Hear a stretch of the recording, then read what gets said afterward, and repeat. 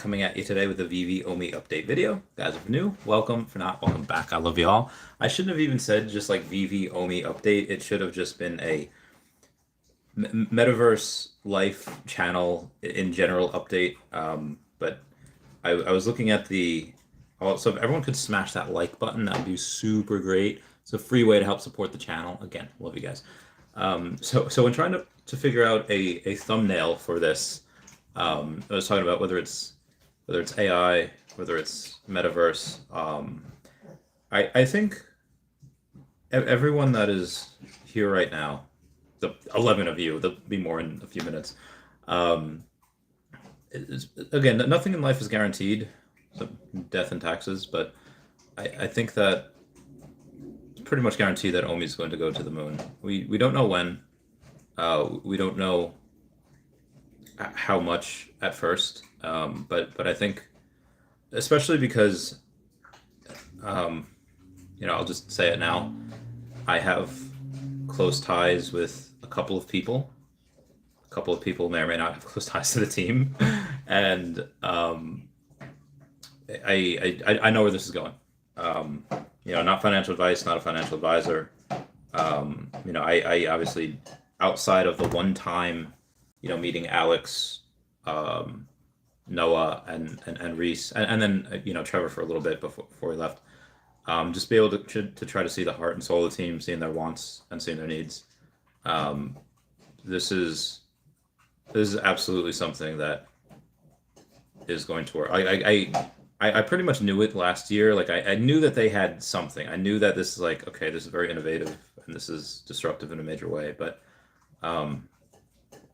I recently had a podcast with Foster Hilt, and Foster Hilt had I talked with him off camera also a little bit, and he asked me on live streams, like, what are you going to do to try to pay taxes? What are you going to try to do this? And I was like, well, I'll do this, and this, and I'll be fine for a little while.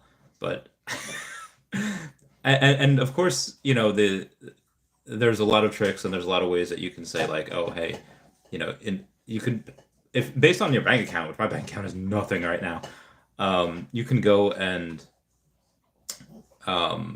pay a certain percentage of your bank account for taxes, and that's it. Now, obviously, because I've done, the U.S. country has done very, very well by me, and I lived off of the taxpayers for 4 years while I was in the military, because the military budget, it is paid by taxes. It is paid by pretty much everyone. I'll do the right thing and pay everything, even though I think the U.S. government wastes most of their tax money, and they're very inefficient with it. But I did say, like, if it came down to it, whether if I had to either sell some of my OMI and pay taxes and be fine, or not pay taxes and go to jail, I'd rather not sell the OMI and go to jail. Like there was like a TikTok going around say, like, if you go to have the option of go to jail for a year for like $1 billion or even $1 million, like, would you do it? Yes, absolutely, no question. Most people would probably do it, because most people could not make $1 million in their life, or in 1 year. I don't want to say life, in 1 year, although in life is probably pretty close to true as well. Hey, Gemma. And the reason for that is, again, because of this, the thumbnail that I picked. I've made bets. I'd bet anyone right now. Again, barring like an actual World War III or an actual like alien invasion, whatever. OMI going to $1 that's a done deal for me. Like that will happen. It's just a question of when. $10 is a little more speculative, but I've made videos on how I think that could be doing. Again, who knows? But if you're not like me and you don't have over 100 million OMI, and let's say even if you just have 100,000 OMI, which is still very good considering that when this becomes $1 and you have $100,000, it took me. I was so pumped when I got to that mark, $100,000, which, again, not everybody can do, not everybody has, but let's say latest by 2026, but probably before then, when we reach $1, this will be this will change lives. And what do you do at that point? $100,000, maybe you can't really retire. I mean, if you're in like Thailand, if you're in the Midwest, sure. But if you're in say like New York City, or if you're in like California somewhere, like San Francisco, or wherever, and 100,000, you can take a nice vacation. Like, what do you do? Do you take a nice vacation? Do you keep working hard? I guess it depends, how old are you, your financial situation, do they have kids or not. Um, I would say find out what you want, um, and what would hurt less if you don't achieve that.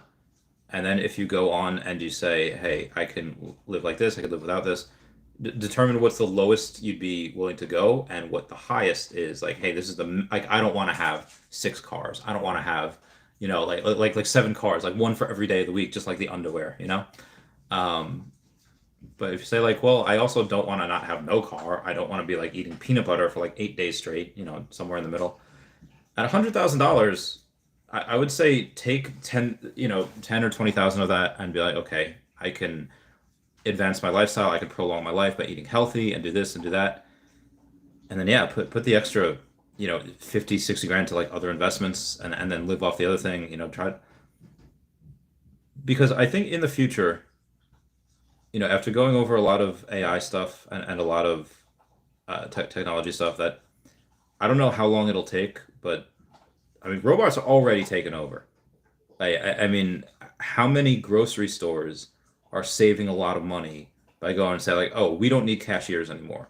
Like, we might need a couple of cashiers here, but for the most part, they just have the self-checkout thing, which up front, yeah, it costs them a lot, but at the end of the day, at the end of a couple of years, not only, it helps make back its money. I've talked to a couple of truckers, or people that have had trucking companies, that have said like, yes, I'm going to 100% be going electric, be going like full self-driving, be going buying these trucks that will at some point no longer require a driver, because they have to pay that driver like $50,000 a year. Where if they buy the truck, which again they'd have to buy a truck anyway, and trucks break down, trucks do whatever, um, no, wouldn't have to do that. So robots do take a lot of jobs. Automation in general, which at some, on the whole is like, okay, well, they're taking away jobs from people, but in the future, when you have, like, let's say the World Health Organization in 2000 wanted to have the global poverty rate by 2015, and they did it by 2013.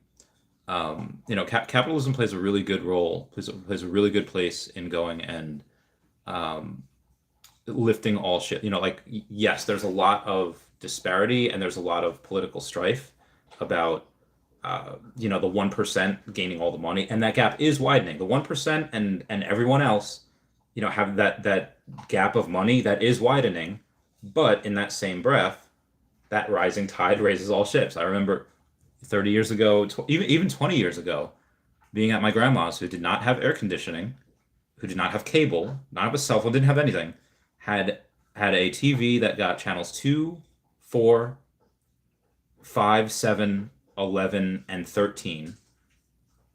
Um, no, but I guarantee you now, most people's grandmas, at least in the first world, at least has air conditioning, and at least has cable for the most part. If not internet, and can learn and do or be entertained, and the quality. What I'm saying is the quality of life is only going up.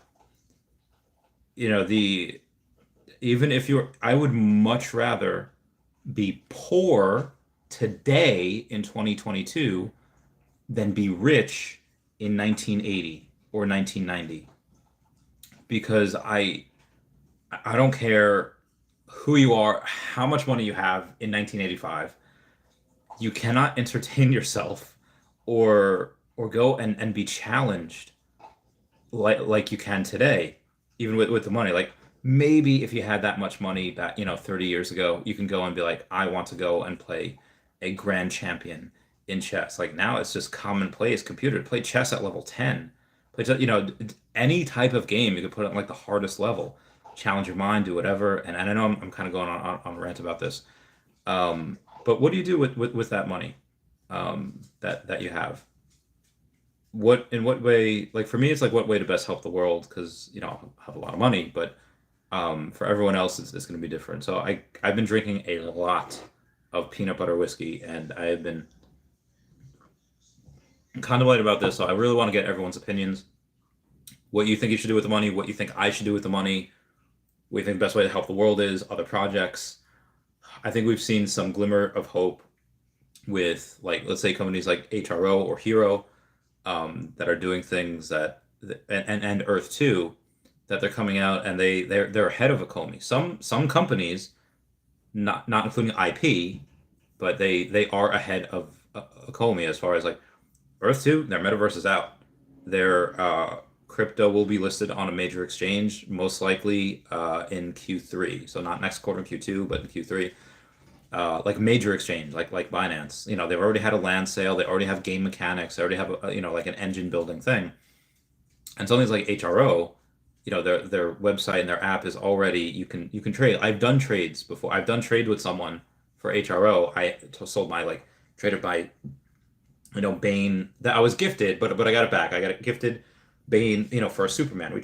We traded, and then we traded back because we completed a trade. And then, I mean, honestly, you don't need to buy any other cards. You could buy one card and be like, hey, let's trade for this card. Can you trade them? Like Pokemon back in the day.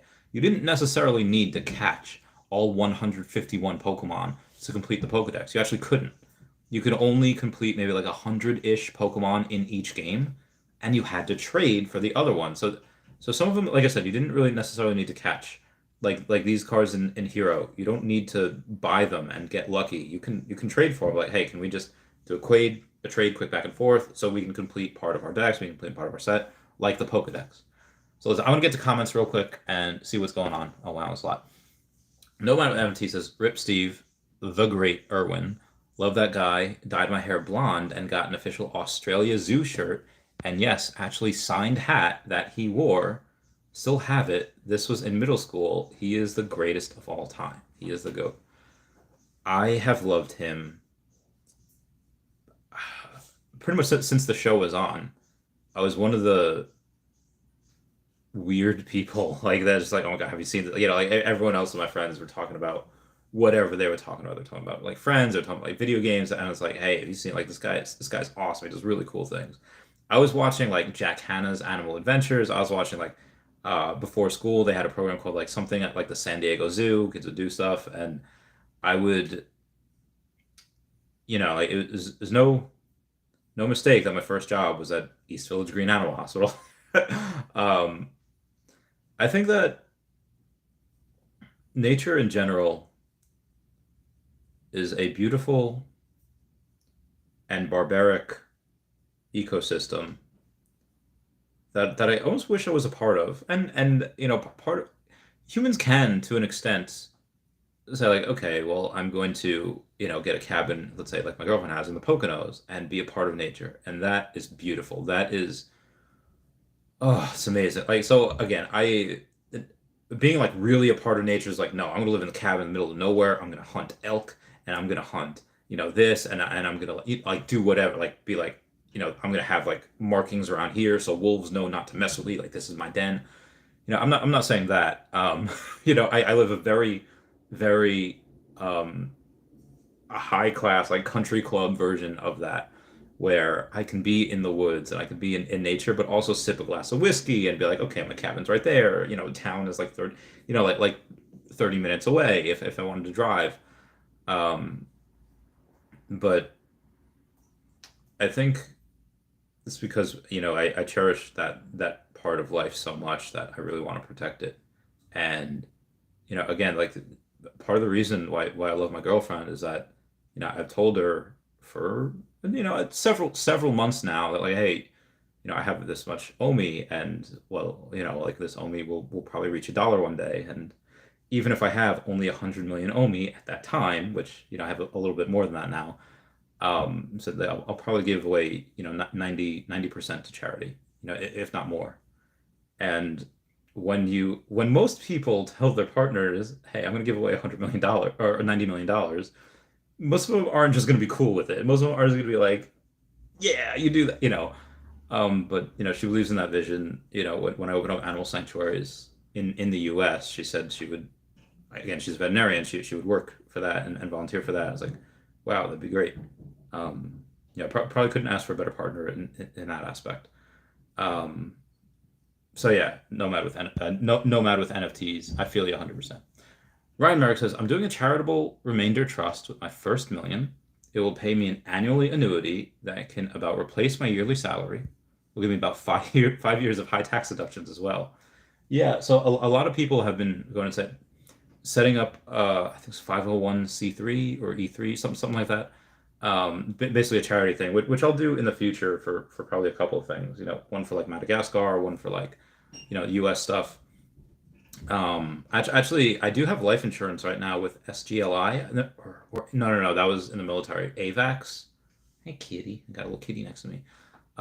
It's in my wallet. I forget who it is. But I do have that where in case I do die, like something small, like $200,000 goes to Best Friends Animal Society. I have it kind of set up for other things. Right now, technically the money goes to two people, and then they'll manage it. They'll give it to elsewhere.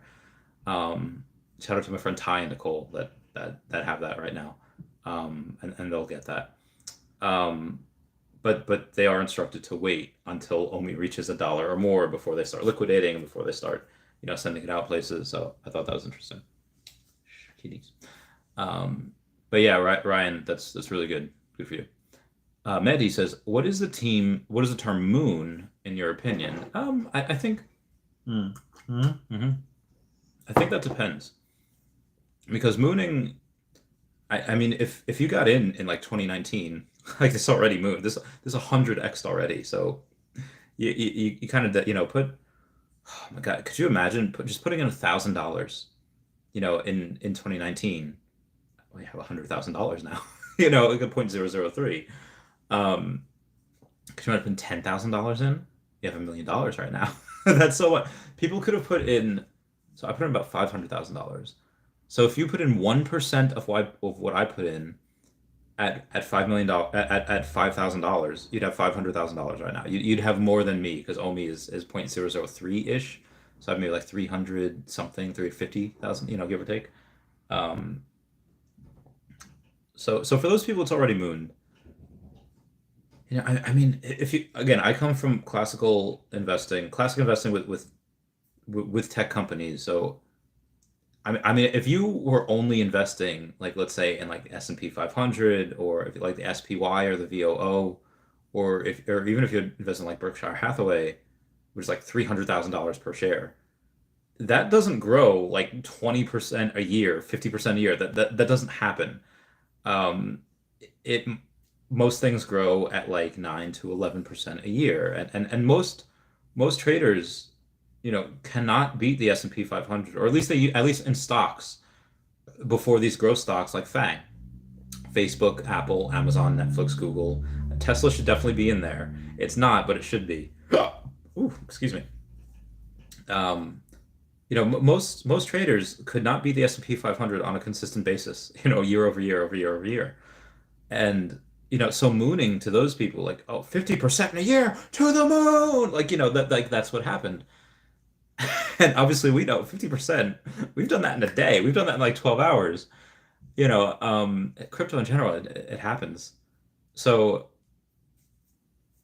I would say that it depends who you ask. If you look at those people, we've mooned several times already. We moon sometimes every other week, every other month.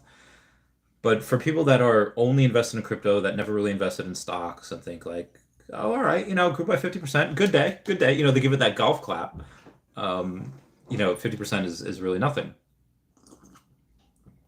Because some things can go like 500%. Like, all right, that was good, take it out. And they're not like pumped about it. They're not like, yes, there's like, all right, 500%, good, take that out, put in a couple other things, So let's say if you, oh God, even like 3xing from here is not even all-time high. But somebody puts $100,000 in here and they 3x. Like, I remember an episode of Fear Factor. Comment down below if you remember that show. They won in this particular most shows on Fear Factor, you win $50,000. But on this particular special episode of Fear Factor, you won $75,000. But caveat with that is that you had to bet $50,000 on one hand of blackjack. And I forget where I was going with this story. I don't even know. I don't even remember if they won or if they lost or what have you. Um, but I forget where we're going with. I forget where we go with this. What was it? The question? I don't even. Oh yeah, mooning. Um, I don't know. I forget where I was going. Maybe I'm a little too drunk. But I feel good.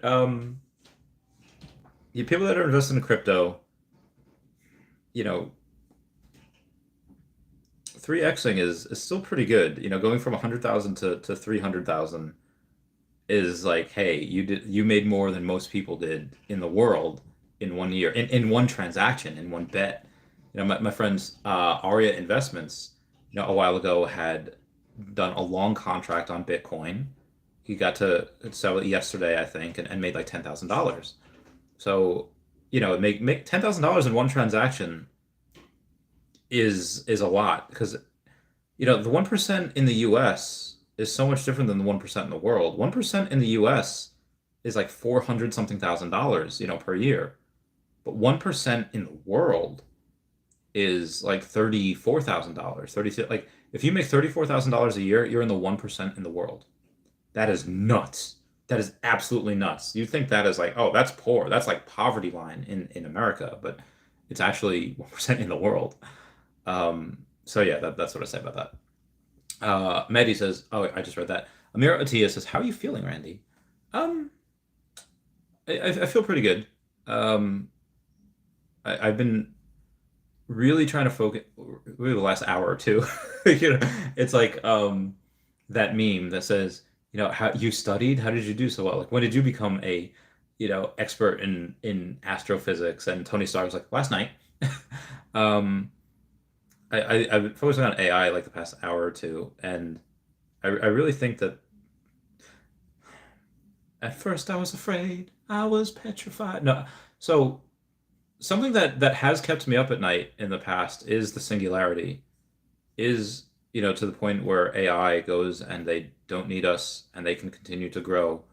It's Moore's law, Murphy's law. No, I think it's Moore's law, or Wright's law, whichever one that is, where they go and they technology doubles like every 18 months, and you know after a while, technology won't need us to make it better. Technology can make itself better at a much more rapid rate than we could. And that is very, very scary because that's Skynet. They could decide at some point, and again, there's still a little bit of a fear in the back of my mind, um, that I saw somebody in my group message saying like something about Randy Live. Um, Shout out to you guys if you're watching. Um, that if you go and let's say an AI is their job is to make paper clips or their job is to make whatever it is. And they realize that, oh, my job, what I'm programmed to do is make paper clips. But humans can turn me off. Humans can go and they can shut me down and make me stop making paper clips. So in order for me to stop them to do that, because I'm programmed to make paper clips, I'm going to destroy humanity. And they could access nuclear codes. They could access like again, like let's say like Russia. Why Russia's in a no lose situation? Like maybe they can't win. They definitely won't win, but they won't lose. Like if they lose, it's like Ghastly's Destiny Bond. Ghastly, if you perform Destiny Bond, Ghastly has like 30 health, very easy to destroy. Um, but if it uses Destiny Bond, then you go and you kill it. Well, it takes you with it. Russia, if they wanted to, if they don't have to launch nukes on anybody else in the world. They could just self-detonate all the nukes that they have in their own country, and they could end the world. Um, so when AI goes and they say like they could access nuclear codes, they don't need to launch them anywhere. They could just self-destruct. They could just self-destruct it. They can go and start banking. They can do, but blockchain technology really, really helps. That's really something that I has Bitcoin ever been hacked into? No. Has OpenSea ever been hacked into? Or Coinbase? Yeah, absolutely. A lot of things have been hacked into, but the blockchain itself has not been hacked, to my knowledge. Comment down below if I'm wrong. So yeah, so for AI, but on the opposite end of that, right now, I think AI currently is of a very intelligent child. And I'm very happy that, let's say, like Hanson Robotics and even Stephen Hawking, when he was alive, warned against it, and Tesla is developing an AI robot. Um, I am very, very pleased that like Hanson Robotics and Tesla are the ones that are at the forefront of creating that, because they can inculcate that AI with. So humans, a lot of things that make humans not good, like jealousy. Oh my God, this rat is really thirsty. So a lot of what, a lot of humans' follies are like hate and jealousy and anger um and I think AI can be programmed to have different things, to have emotions, but the emotions that they have might lack that. If they don't have hate, if they don't have anger, if they don't have jealousy, then I think that in the future we'll be able to go and they could become, I don't want to say better than humans, but we could learn from each other. And that is probably where I think my money might want to go in the future. Not that I really know how to code or but I don't know. What would it take? A few years learning Python, be like, all right, yeah, this will work. I really would like to help in that field. Hippo says moon is 1 penny. I mean, we've already been there. So again, that is for some people. Like for some people, mooning is like 3 cents. Some people it's 5 or 10 cents. Some people it's $1. Again, it will be $1 at some point, because again, 312 billion OMI is the max that we could ever go. And shout out to CoinGecko that has finally fixed their it finally fixed the market cap of OMI. They had the circulating supply of like 500 something billion. They have this total supply now of 314 billion. Maybe that's the max supply we could have? I don't know. But either way, they did fix it to a point where it's either correct or almost correct. And the market cap at 0.0029 is only it's less than an $800 million market cap, which is nothing. There's nothing. That is absolutely nothing. A lot of this can be bought by whales, and that will be it's going to, again, at some point that's going to moon. Moving on. Bill Gardner says, speaking of passing away, just heard of the great Jordan Maxwell just passed away, a man ahead of his time. Yes. Um, every now and then, if I would have my Patreon membership, I'd be like, don't wanna be your monkey ranch. You know that? Oh, bye, kitty. Um, yeah, I would have had that. I love people that are so into music. Like, why do, especially men, well, men we kind of know, because you make a lot of money, you get more access to women, and you get, the dating pool that is available to you widens up. But in general, why do people want a lot of money? So they don't have to work, so they can do other things. Um, like, I don't know, what is my dream? Like, I guess if everything was wonderful in life, my dream would just be to listen to good music, hang with friends, have a bunch of animals. Um, but I also do love art because I can't do it. I do not have too many artistic capabilities in my body. Although I do play piano and violin and pretty good at those things. I also and dancing, so Lindsay started like seeing what people can create. Like seeing like one of the greatest lines on like iRobot was like Will Smith, who's like total like anti-robot. He says like, can you create a beautiful symphony? Can you create a beautiful piece of artwork out of nothing? Can you do this? And the person's like, well, no, but can you? And it's like, oh, like most humans can't do that.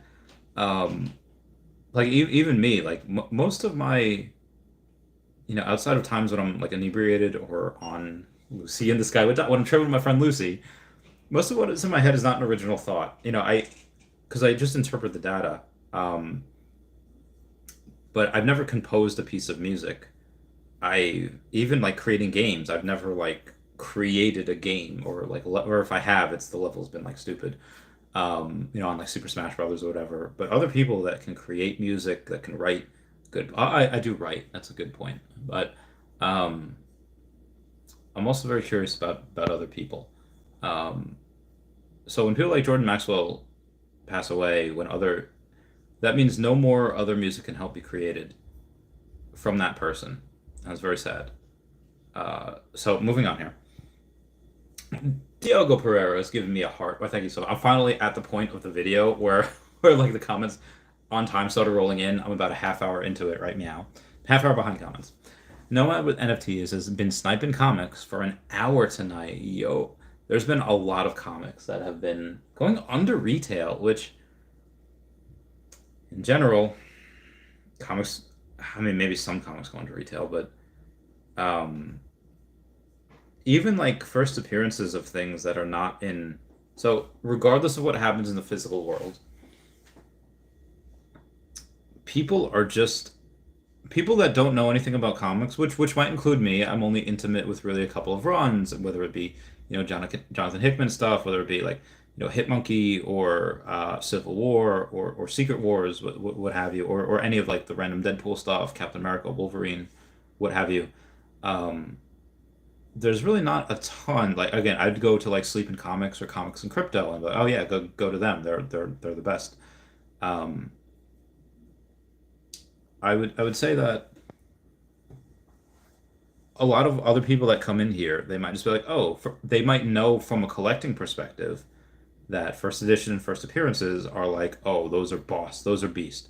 And they just collect first appearances and things of anything. They might just think, oh, this first appearance of this person, I'm gonna load up on them without really knowing if that's really good in the comic world. They have a bunch of money, have a little bit of knowledge, which can be extremely dangerous, and they might just say, yeah, I'm gonna go do this. I'm gonna go load up, and all you need is a couple of rich people to do that, and suddenly 150 copies are bought.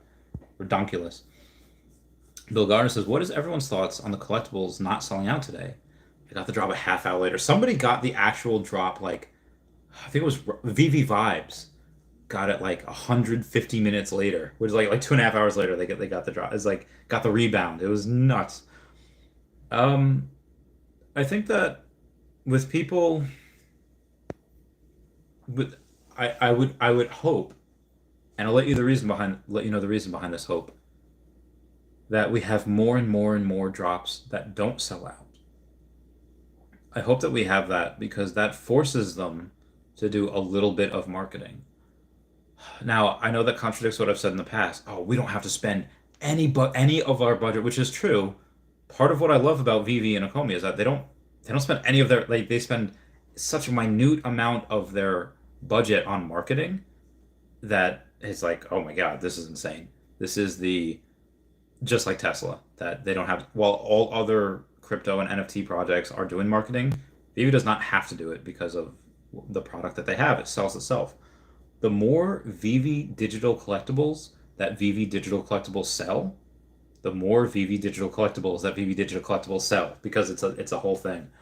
Um, and it's like it's a cycle. It's like as what fat bastard in Austin Powers. It's like it's a vicious cycle. It is. It's a cycle. Um, but I think that I do want them to market a little bit because I want people to know like I'm tired. I've been outside of yesterday, which I uploaded like one video like 1 in the morning yesterday.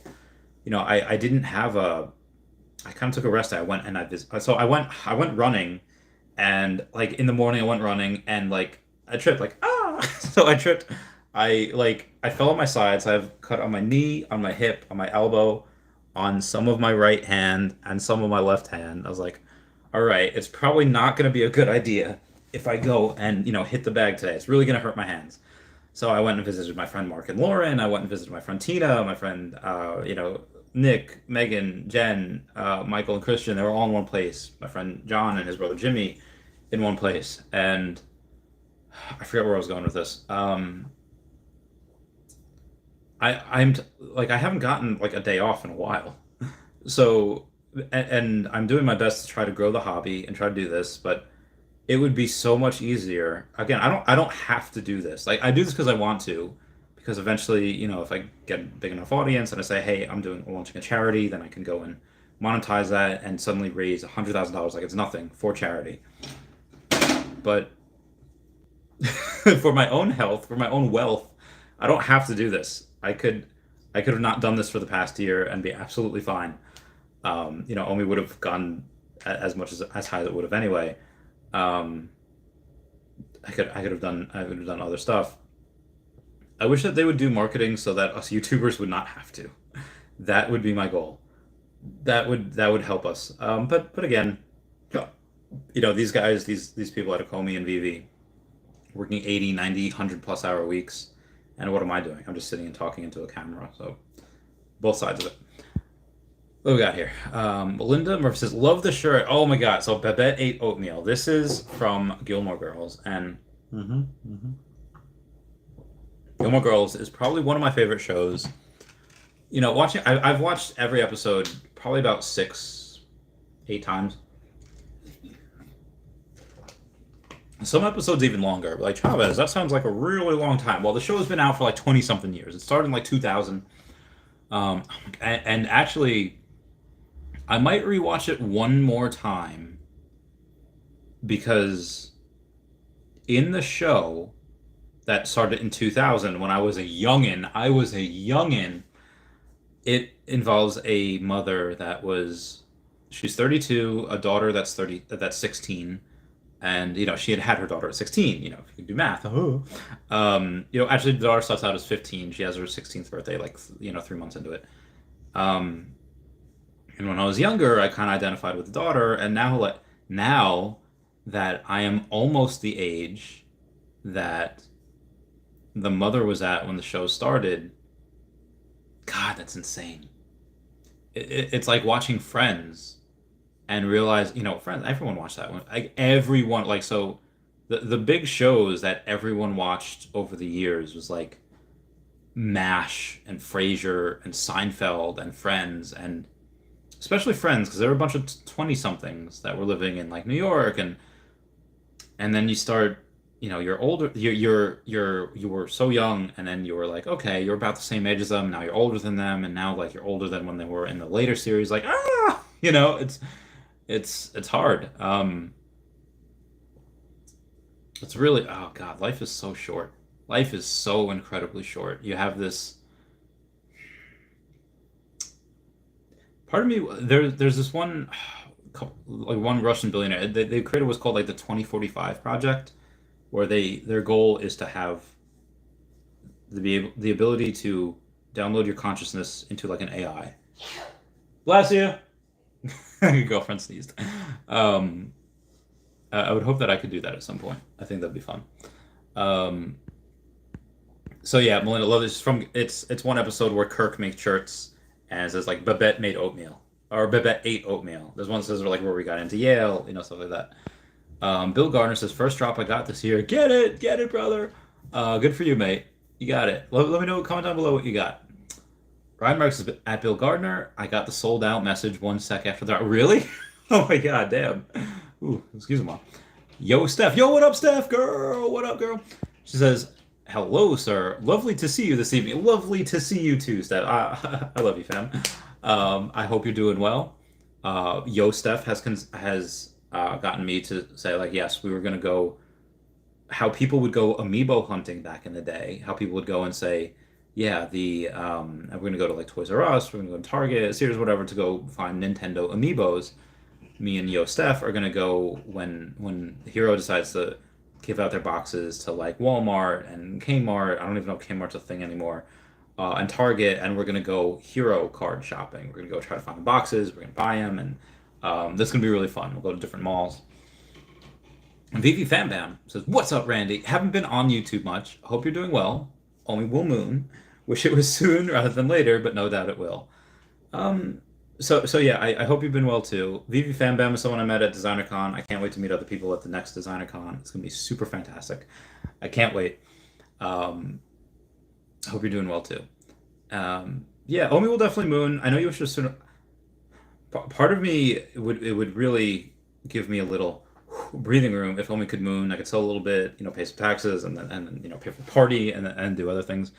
But long term, it would do much better if it actually stayed down here through, let's say, over the next 2 quarters. I'm gonna have a little bit of Omi utility. Not even a ton. Just raffle just like OMI raffle, where you bet OMI to get NFTs. And what I would hope that they would do at that time is I hope they would announce Pokemon by that time and say like, oh, I'm gonna buy these things because I could sell it in the future for Pokemon. You go and you say, hey, we're gonna have, let's say, the Mummy, or let's say we're gonna have, Frankenstein, because we have Universal, and Universal has all the monsters. They have the Mummy, they have Dracula, Nosferatu, Frankenstein, whatever. If they were to go and have that, then they could bring out some really cool NFTs. And ooh, my leg is stuck in the okay.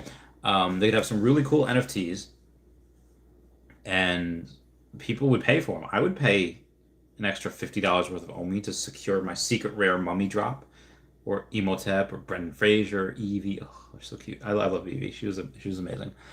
Um, you know, so if OMI stays down there during that time, we're going to be burning from the circulating supply, like a lot.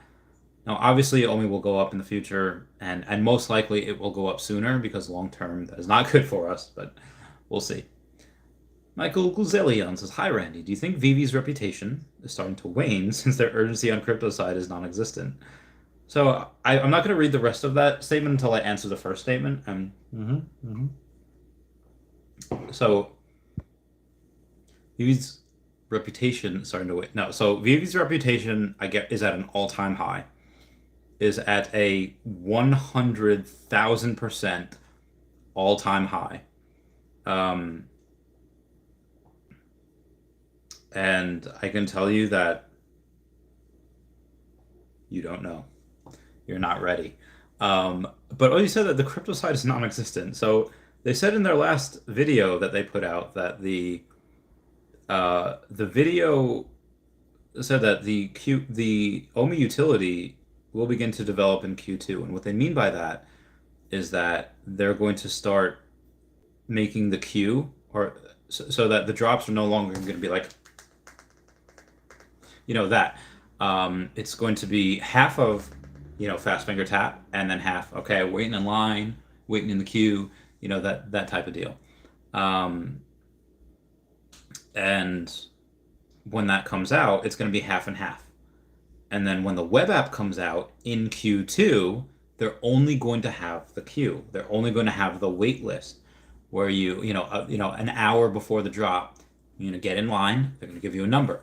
You're going to get a notification that says, hey, your number's been called. You got the NFT. And you pay for it. Or, oh, yeah, the number didn't get called.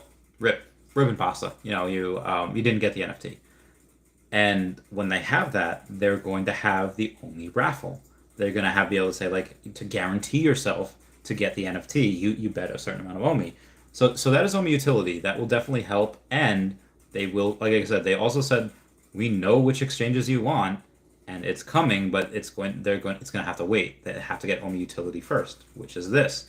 And again, as Reese said in his most recent interview with Akil Patterson, they have an OMI, or no, not an OMI, they have an exchange expert that they hired to like maximize value. Because if they, again, I am positive, I'm telling you guys right now, if they wanted to, they could get on every single exchange known to man if they wanted to right now. They're not, because what's the point of doing that when the utility is pretty much not, the only utility that it has is just it burns from the reserve wallet every time, gems are spent. And, it wouldn't be much of a point of that now. They would want to have it as a utility, as saying you can bet it, or OMI to NFT. So I think once we have the raffle going, they'll get on another exchange. And then once they have OMI to NFT, which might be Q2, might be Q3, they'll have another exchange, which goes in line with Reese's assessment of 4 to 5 exchanges in 12 months. So by March of next year, we'll have 4 to 5 new exchanges, and you would have, like I said, one every, if it's even minimum 4, you would have one every 3 months. Or, so every quarter, which would make sense. It says they've produced so many drops with no utility using the token with these NFTs. And again, I kind of just answered that in my most recent response. It's going to have to wait a little bit longer. Bill Gardner says, at Ryan Merrick, really? I wasn't going to go for it. Then my kids was like, I got it. Then buy now button is still up. And I pulled it and clicked buy now 30 minutes later. Nice. Yeah, I thought for that you could get it like and you get it for like 11 minutes later. Michael Gazillion says, think about today's drop. People don't want NFTs anymore that aren't immediate Disney or Nintendo, which is the main part of their business. Well, Nintendo, they don't have, well, they haven't announced it yet. I'm sure they will at some point. But he says, which is the main part of their business, and people want the blockchain side actually fulfilled. Well, it is on the blockchain, so it's on the blockchain already, which is really good. You know, being on the blockchain is, again, if you want to identify, you know, like somebody had like a diploma or a piece of like information, sometimes that could take like hours of research.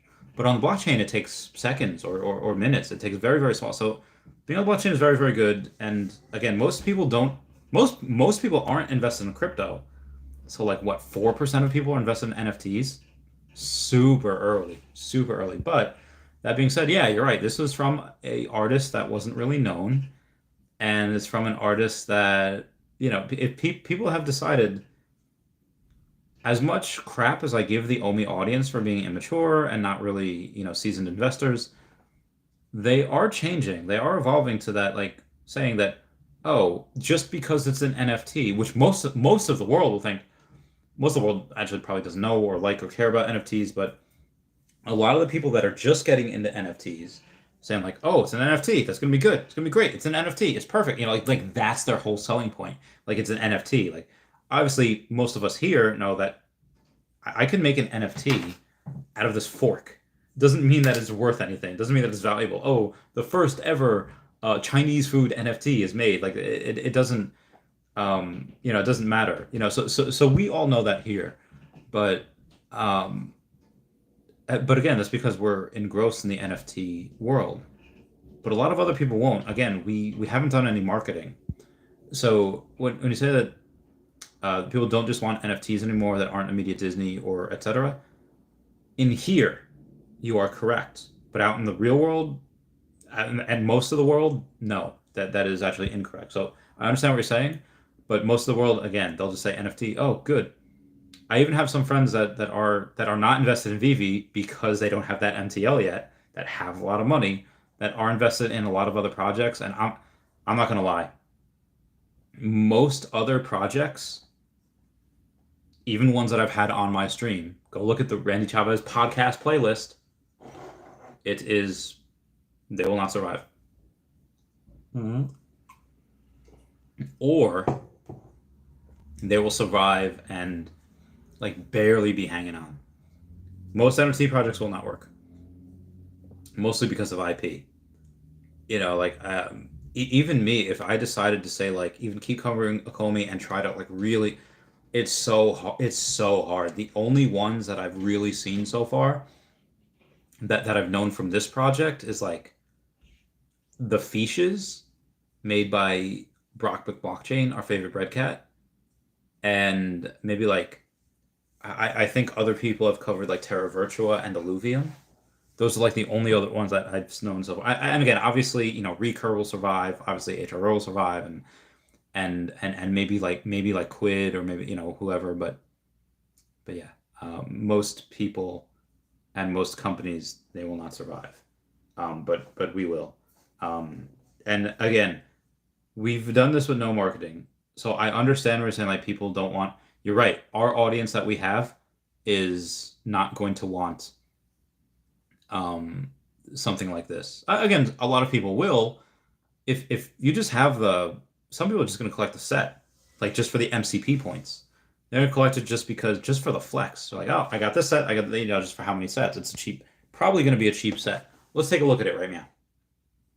Let's go to the veve app. Oh my god, I have so many text messages. Excuse me. I only have less than 60% of battery on my phone, so I'll see how long this live lasts. Also, I'm not getting a. Okay, here we go. The Spider-Man. Let's go to the drops. Actually, no. Let's go to the market. Go to collectibles. The uncommon. Oh my god, is $24. The secret rare is $152. Actually, the stamps I think is lower. The stamp secret rare I think is lower than that. Oh god, what is the common? Common's $20, and the blind box was $15. Ooh, Cogsworth and Lumiere, almost $200. Good for you. Flanders Sebastian I think was at two. So Cogsworth and Lumiere is actually the lowest one at 194. Good for that. The rare, the heads over heels, so 36. So yeah, a lot of these you can get for under retail. You can get this drop today. You can get the whole set for like less than $300. Redonkulous. Oh my God. Electra Uncommon, same thing. Blind box is $50. You can get it for $15.50. $15.50 for the uncommon. That's heckin' ridiculous, considering that the uncommon for this drop today is $24. What do you think is going to be more valuable in the future? An uncommon lounging Toby that nobody's ever heard of, or the first appearance Elektra, the love interest of Daredevil? Probably the love interest of Daredevil is going to be more expensive in the future. Like, dare I say. Dare I say. Moving on here. Squid Cat says, Omi just needs some serious love from the team. It really has been neglected. I think yes, but I also think for a good reason. So I think you're right. It has been neglected, but I also think that, it's almost like Omi is the child and Vivi is the parent. And you know how in plane crash videos, or they say that, okay, what you need to do as the parent, you need to let your kid be passed out for a minute. You need to secure your own mask first before you give oxygen to your child. Your child will be fine for a couple of minutes. But if you try to put on the oxygen, the plane is going down, everyone loses oxygen. If you try to put on your mask to your child first and you don't get it right, you're both going to die. But if you put it onto yourself first, okay, you're conscious, you're good, and you can put it on your child and you'll be fine. If you can't put it on your child and you pass out beforehand, you and your child are going to be fine for a couple of minutes, several minutes, but you will ultimately die. But if you focus on yourself first, you get some oxygen, you're good to go, your child's fine. Okay, now you can calmly, oxygen, okay, you're good to go. So in that same breath, again, Vivi is like the parent. If they focus on the OMI token first and not on the app, then that will give OMI breath for a little while, but it will not save it.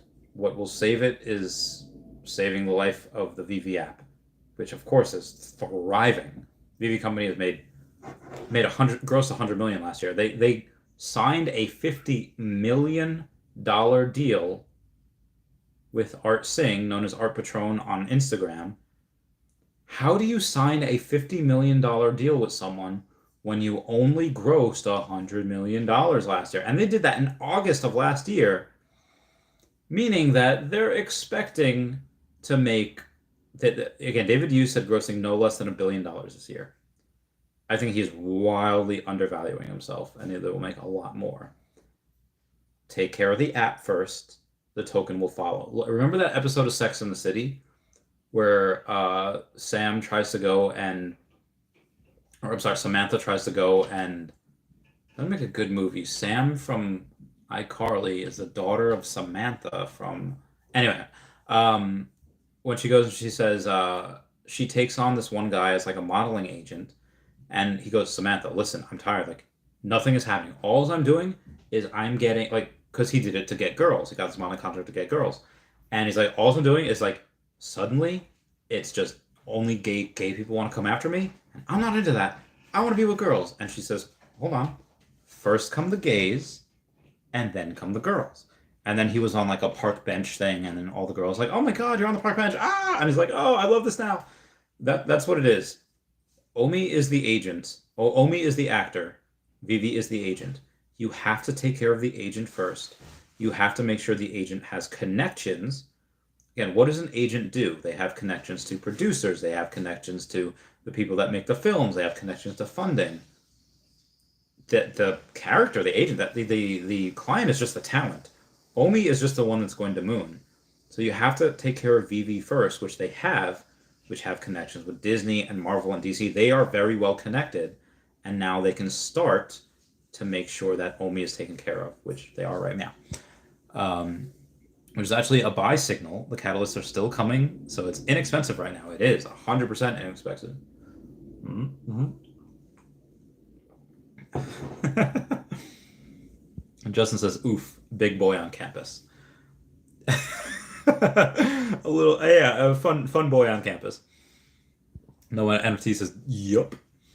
Vivi Monster says, "There is a whale on Bit4x right now, holding OMI around 0.003. He keeps moving his 30 million OMI order back and forth between buy and sell. I've watched it for 4 to 5 days now." That's really interesting because is 30 million a whale? I mean, most likely that's not his only OMI. Most likely he's got well over probably a couple hundred million OMI, and so most likely that is a whale. But I could do that with my OMI and still have 30 million and still have 100 million OMI left. So, but yes, that guy is, whether he's good or bad, he's trying to get more OMI. He's trying to gain what he can gain.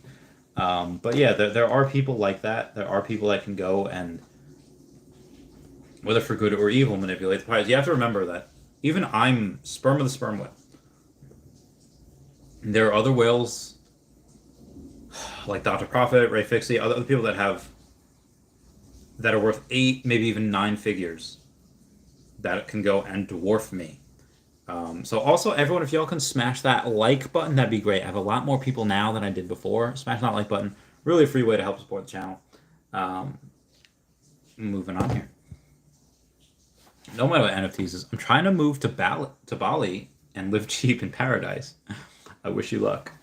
Nomad says, "Isn't Avengers 57 a great comic? Is the red guy one?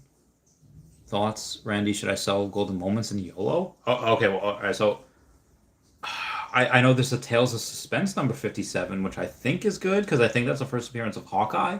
So yes, I do think that is good, if that's the one I'm thinking of. And he said the red guy Daredevil. Yeah, Daredevil is also really good too, first appearance. But do not sell your Golden Moments. Do not sell your Golden Moments. That is no. That's a big no. AKA Bass says, "Should I take out 5K from ETH and put it into OMI?" I don't know your financial life. I don't know what you're going through. I don't know if you have how much ETH you have, what you have in the future, but I mean, what is more likely to 10x? I think Ethereum, what does it have, like a $300 billion market? Let's see what Ethereum's market cap is. Let's take a look-see. Ethereum market cap is $376 billion. So in the immediate future, over the next year, what's most likely to 10x? Ethereum, which would have to go to $3.7 trillion, or OMI, which would make it less than $8 billion market cap. I would say OMI has a much better chance of 10xing, because again, it would be under a $8 billion market cap, than Ethereum. So just my opinion that OMI would 10x well before then. So yes, I would say, AKA Bash, I think you should do that. Just not financial advice, just what I would do. No matter what NFT says, I'm in the YOLO mood right now. Yes. Yeah. So like I said, I'm already all in on OMI. If I found something better, I would be in that, but I have not. Even Hello K, which has been in OMI for a long time, hasn't found anything else to put money into except for HRO, Hero. So, and I do think that's a solid project as well. I just haven't, don't have any money left. Gunther Heisenberg says, meow. Dreamcatcher says, "I don't think 30 million OMI is enough to be considered a whale." Fair point. VV Fanbound says, "I plan to retire. I'll buy an RV and travel the country and world to get that out of my system." Good for you. If you are traveling, let me know when you're traveling. We'll meet up, you and the fam. I imagine you're taking your family. Even if you're not, that's fine. We'll meet up, do karaoke or something. Yeah. Let me know about that. I think that'd be fun. I think it'd be a good idea. Good idea for you. It says during my travels, I will pick a place I love most and live there, helping people along the way. Oh, it's a good time. Good for you, mate. DeLargo says hello, listening while playing poker. Oh, I love Texas Hold'em. In a couple of weeks, I'll be in Atlantic City with Arya Investments. We'll be playing blackjack and poker. Probably in the next week and a half, 2 weeks. Not next week because that's still in March. Probably in early April. We'll be there for a while. Joseph says, don't give it to Red Cross. I probably won't. I'll probably give it to most other places. Squidcat says, these NFT card games show how hungry people are for something to do with our collectibles. So ready for even a simple veve game or any utility. Water is so good. I think that people might say I'm crazy. They might say I'm crazy. They already are saying I'm crazy. I think that before the end of the year, we will get a Veveverse, and I think we will get light gamification, as in one game, with the Veveverse. So that's what I think will happen. Just my opinion. AKA Bass says, just like that, huh? Nomad. All in OMI then. I'm all in, yes. Ed Feely says, did you see Reese tweet out a picture of the Beauty Moon Man? Yes. Somebody said, what's the last picture? I think it was Jeremy Pador. Saying, saying, what's the most recent picture in your camera roll? And Reese had tweeted back at him it was an MTV Music, AMV, VMA is a Video Music Award with like a moon man. And it was like OMI. So it was like OMI going to the moon. So yes. Reese knows where we're going. Just as Salvation Army. No, when Hurricane Katrina happened, a buddy of mine said that Salvation Army was the one that most helped. Again, that was a long time ago, but who knows what happened since. Tony Gigi says, so sad, these new drops are worth nothing. I think it's good. I would very much like it over the next several drops, over the next month or so, that these drops don't sell out, forcing them to do some marketing. What's the point of having Rogers and Cowan? 5CA is Earth 2. But what's the point of having Rogers and Cowan if you're not going to do any marketing? Just my opinion. Bill Scott says, OMI ruined my life. How did OMI ruin your life? Hang on one second. I have to sneeze. Whew, bless me. I don't think OMI ruined anyone's life. It's the same way that like weed didn't ruin your life. Like drugs didn't ruin your life. Like most people, it's people through their own devices ruin their own lives. And other things just got there first. Again, I'm a little biased. Just my opinion. Nomad with Nfts says, how do I buy hero cards? Market is closed, still can't find a way. I think they're all sold out. So you either have to buy it from somebody that has them. Hello K has a bunch. I think Biscuits, Dancing Need Arena, Kobe collects. I think other people have had that.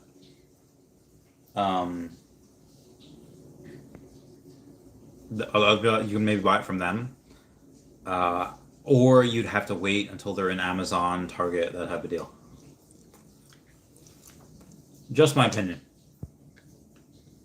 Okay, Bash says, Nomad, they will be releasing in Walmart mid-April, because online are all sold out. Very good. Dan Gay says, oh my god, that sucks. So, Dan K, if you're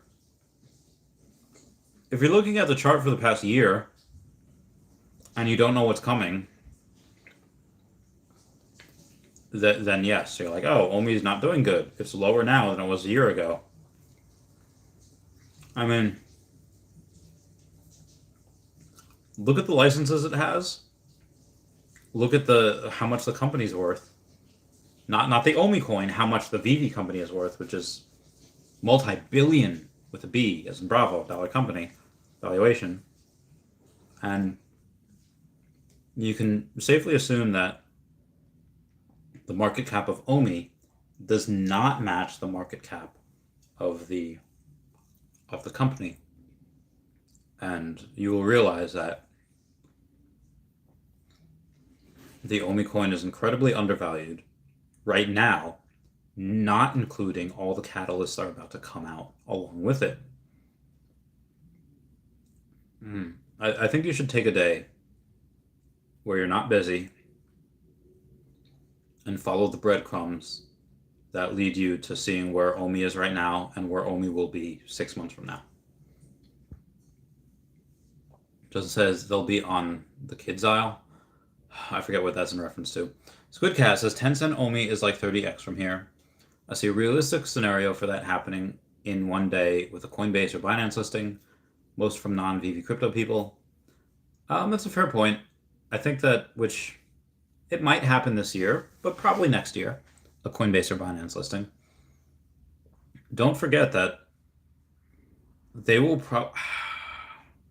I think that would most likely Binance first. I think Binance will happen first and then Coinbase. Because most of the things are American already, like the users. Oh god, hiccups. Oh god, more hiccups. So I think that to give other advantages to other people, they would do Binance first and then Coinbase. Yes. Non-veve crypto people, yeah. Hippo says, how does OMI ruin your life? He's slapping his head. Yeah, I don't understand that either. Justin says, you can incorporate your family into charitable remainder trust. You can. Bill Scott says, 5xing your whole portfolio in one day is a good day. It's definitely a good day. No Nfts at aka Bash, thanks. Will they be in every store? How will they be rare and valuable then? So for the first print run, they'll be as much as they need to be. I don't know how. I know I will definitely get some. If OMI moons, I'll definitely get a lot of them. Like I might do giveaways. I might do a lot. Me and Yo Steph might do a lot. That might be some things that we do. Again, they'll still be rare and valuable because they won't be everywhere. There's only a certain amount that they'll have produced. Moving on. Rip the cushion says soon. Hashtag soon. AKA Bash says, well, only certain ones will be rare. It depends on the card you get. So really the rest are common. Probably won't be worth much. The common, uncommon, I think even rare won't be worth much. I think it's the ones that are super rare. You're getting it. You're gambling. I'm not saying that I condone gambling, but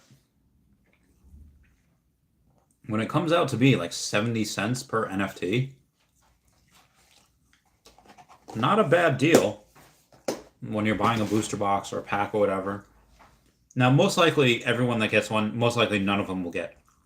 Most of them will not get that super secret rare, whatever it's called. But if you can afford to throw a couple $100 away and even recoup probably $50 of that, and there's a small chance, tiny chance that people get that 1 in 1,000 card, probably freaking worth it. Just my opinion. Not including the other smaller prizes that you can get. No Mama NFT says, I've lost 9 pounds in less than 2 weeks, living like a king, doing keto, lots of steak and bacon, little carbs. Like, let's go. I agree 100%. I've done that myself where I've eaten nothing but meat and, like things like kale and baby spinach and eggs, like broccoli, nothing but meat, like protein, fats, and vegetables. And the only carbs that you get are from vegetables. So I have done that before. I will do that again on OMI Moons, and I have a little bit of more spending money for my for the diet. I will definitely do that. I'll become ripped AF. I can't wait. Wow, Crypto Tony lost 80 pounds on keto. Good for you, mate. Bill Scott says hashtag when. We're not sure. No NFT says, dude, heck yeah, keto is the way. Keto definitely helps a lot of people. Go to Tony says, if you run a mile 3 nights a week, it doubles. Um, so I mean, I'm not doing it right now, but there are several times, like there were times in my life where, I'd be like in the 1% as far as training, whether it was boxing, military stuff, or whatever. Um, I was doing very, very, I was doing very, very well. I'll let you guys know when I do that in the future. You'll see. AK Bash says, so Nomad all in on Omi? I think me and Nomad are. Nomad says no, he's not a big fan of Omi. He says he's too lazy to run. LOL, trying to lose 30 pounds and get my six-pack back. Well, I hope you do well. Bash says, dang, squeak a 5K. No, aka Bash, go all in on Omi. Not financial advice. Noah MT says, I thought you were asking. Just says that wasn't the rat's first time. I don't know what that means. Tim HNC75 says, I really want to know the real story of why Trevor left. I don't think anyone knows. I think it's just that developer. So Trevor was there for, I think, a year or two. What I do know is that when people stay with the company that they're at, they can usually get a 3 to 5% raise each year, which isn't bad, but if they go and they move companies, they can normally get like an 11% raise. Now, even if I like my job or love my job, whatever, if I can get 11 or a 20% raise, I'm going where the money is. So again, I don't know, I can't confirm, I don't have any inside information, but because I know the statistics, especially for developers, especially for people with Trevor's skill set, if he's going and he's getting a certain amount with veve and he can get more of a certain amount than veve is willing to compensate at that point to move, it's probably, again, I don't think he's really necessarily said anything bad about veve. He was on Kyle Wilson's podcast. He was on, a couple of Twitter spaces and threads or whatever. And, it's mostly just praise their good graces. But, he's working with somewhere that most likely is maybe paying him a little more. Because again, veve might be a couple of years old, but the app itself is only like 15 months old. It's not that old yet. Maybe 16 months by now. So the real story about why Trevor left, I don't really know. Most likely it has to do with a little bit of money. Just my opinion. I'm just saying. Slider says, how do you think the land sales will be done on veve when it happens? Any thought on the price? I don't know. I mean, they could do it like Earth 2 and say like, hey, open land sale, buy wherever y'all want. $100 per parcel. Or what they could do it is say, because again, when Earth 2 did it, you could pay 10 cents per tile in the middle of the ocean, 10 cents per tile in Australia, India, Russia, US. So when I first got in, it was 10 cents per tile in Brazil and 10 cents per tile in India, but like $1.25 in America. So I was like, let me buy like a couple of tiles in America. Obviously now it's like $60 per tile in for tier 1 for Earth 2. So I really dropped the ball on that. And this is, again, my experience in Earth 2 lets me know where I'm going to buy in the veveverse. If they go and they say buy wherever you want, and they say like, oh yes, we're going to have Back to the Future land, and we're going to have Cartoon Network land, and we're going to have Disneyland, and you can buy places around that. Girl, I'm going to go and I'm going to buy every single piece of property around all of those places. Will I buy land in the middle of nowhere? Yes, I will, because I want to create my own Chavez-topia. But yeah, I'm going to buy land around all of those cool things. Why? Because that's where the money's going to be. There's people in the... I guarantee, I will bet my soul, I'll bet whatever amount of money you want, that there's people in real life right now that would kill. I mean, that was not an orb, that was a piece of hair, that would literally take somebody else's life so that they could have a piece of property right next to Disney World in the real world. Guaranteed. Because I know people and I've served with people that would kill for a lot less. But there, ooh, there's a kitty attack. So in the digital world, I guarantee you there's people that would pay oodles and oodles of money for land that is right next to a land that might be called the Disneyverse. That be, oh, here's the Cartoon Network universe. Guarantee you that the fact that they only have Adventure Time and Powerpuff Girls is not a mistake. That is probably intentional. Saying like, oh, yes, we haven't done any drops for that in like a year. And I guarantee you that in the next couple of years, they have Johnny Bravo. They have Courage the Cowardly Dog. They have Codename Kids Next Door, all of which are going to be in what is, if they have it in the veveverse, the Cartoon Network verse. And they're going to have something like that there. There might even be stuff that hasn't even been announced. Like Jurassic Park was announced. They might have The Lost World. They might have Jurassic Park. They might have Fallen Kingdom. They might have all of these different crazy things in the veveverse that we don't know about. What else does Disney have? If they have ESPN World, if they have ABC Family World or ABC World, they have any of those type of things. Do you know how much freaking money is going to be attached to that? You guys don't know, but I know because I've seen it before. People paying $65,000 for the Statue of Liberty, and people paying, $58,000 for the White House and things like that. People paying like $10,000 for pieces of land around the Vatican. Yes, I've seen this before. I know where this is going. This is why I have a bunch of. Oh, bless you.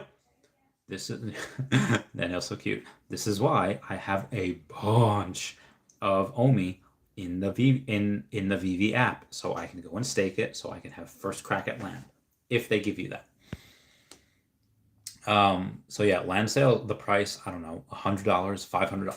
Like now, that's if they do it everything at, let's say, like, $100 per land. But if they say, oh, we know Disney's going to be a lot, $1,000 per parcel of land, done. I don't care. I'll do that all heckin' day. Because let's just say that in Disney World, not including Nintendo, not including anything on my arm, which, let's face it, if Mario gets in and you have Princess Toadstool's castle right there, and the next available piece of land you can get is right there, you could have Princess Toadstool's castle in your freaking backyard. You know how many nerds will go and just be like, yes, I want that. Most likely, we have Lord of the Rings say, oh, hey, look, here is all of Gondor. Here's their 7-layer castle, and you can have a piece of land right there where all of that's in your backyard.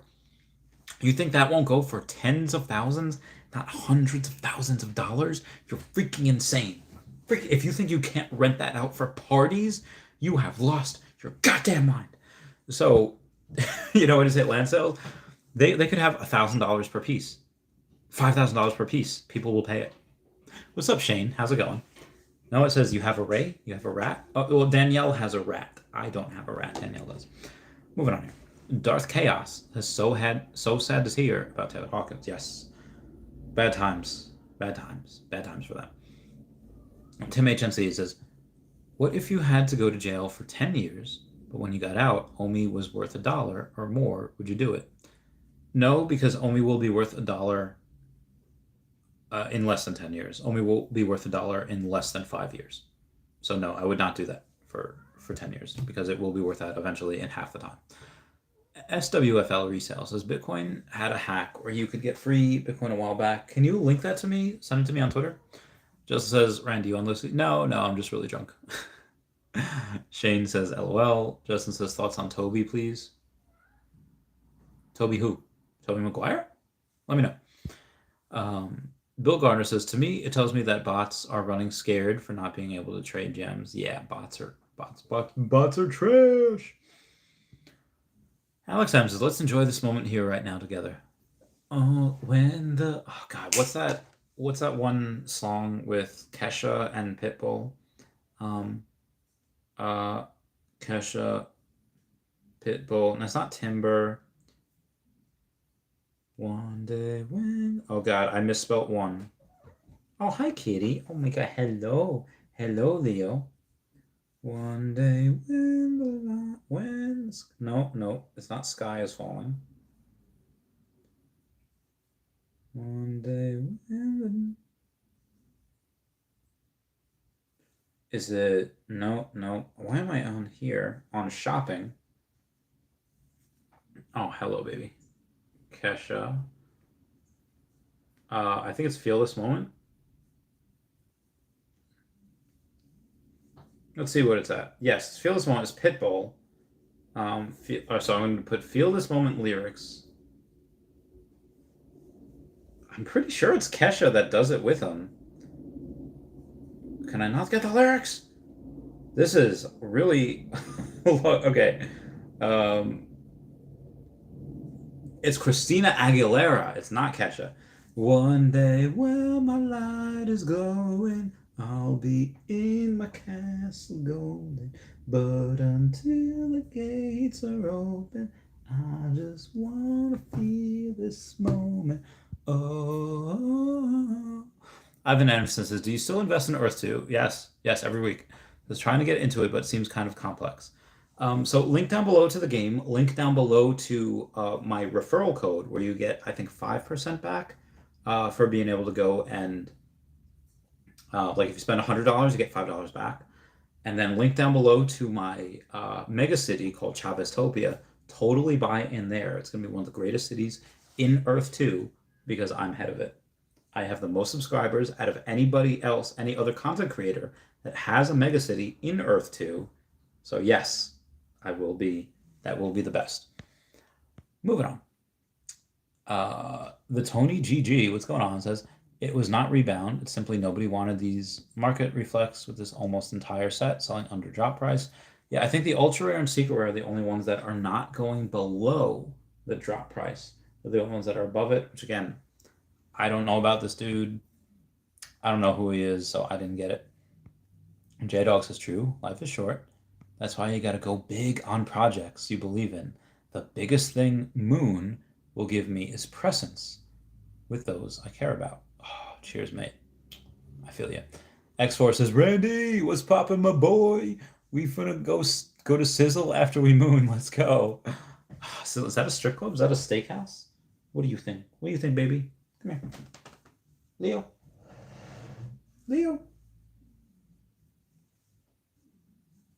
You want to say hi? No, you don't want to say hi? Okay, you go that way.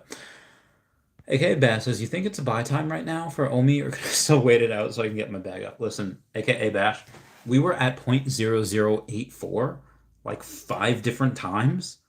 If you think we're not going to get back up there, listen, if you're buying here, you're buying at more than half off. You're buying more than a 50% discount.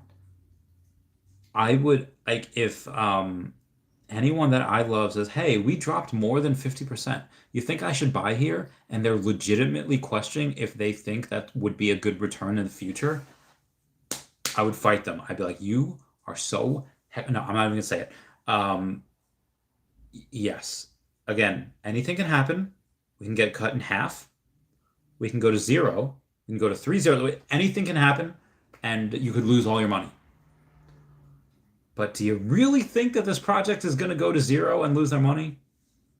Or do you think that this will be really successful and be one of the biggest? I think this will be one of the biggest companies in the world.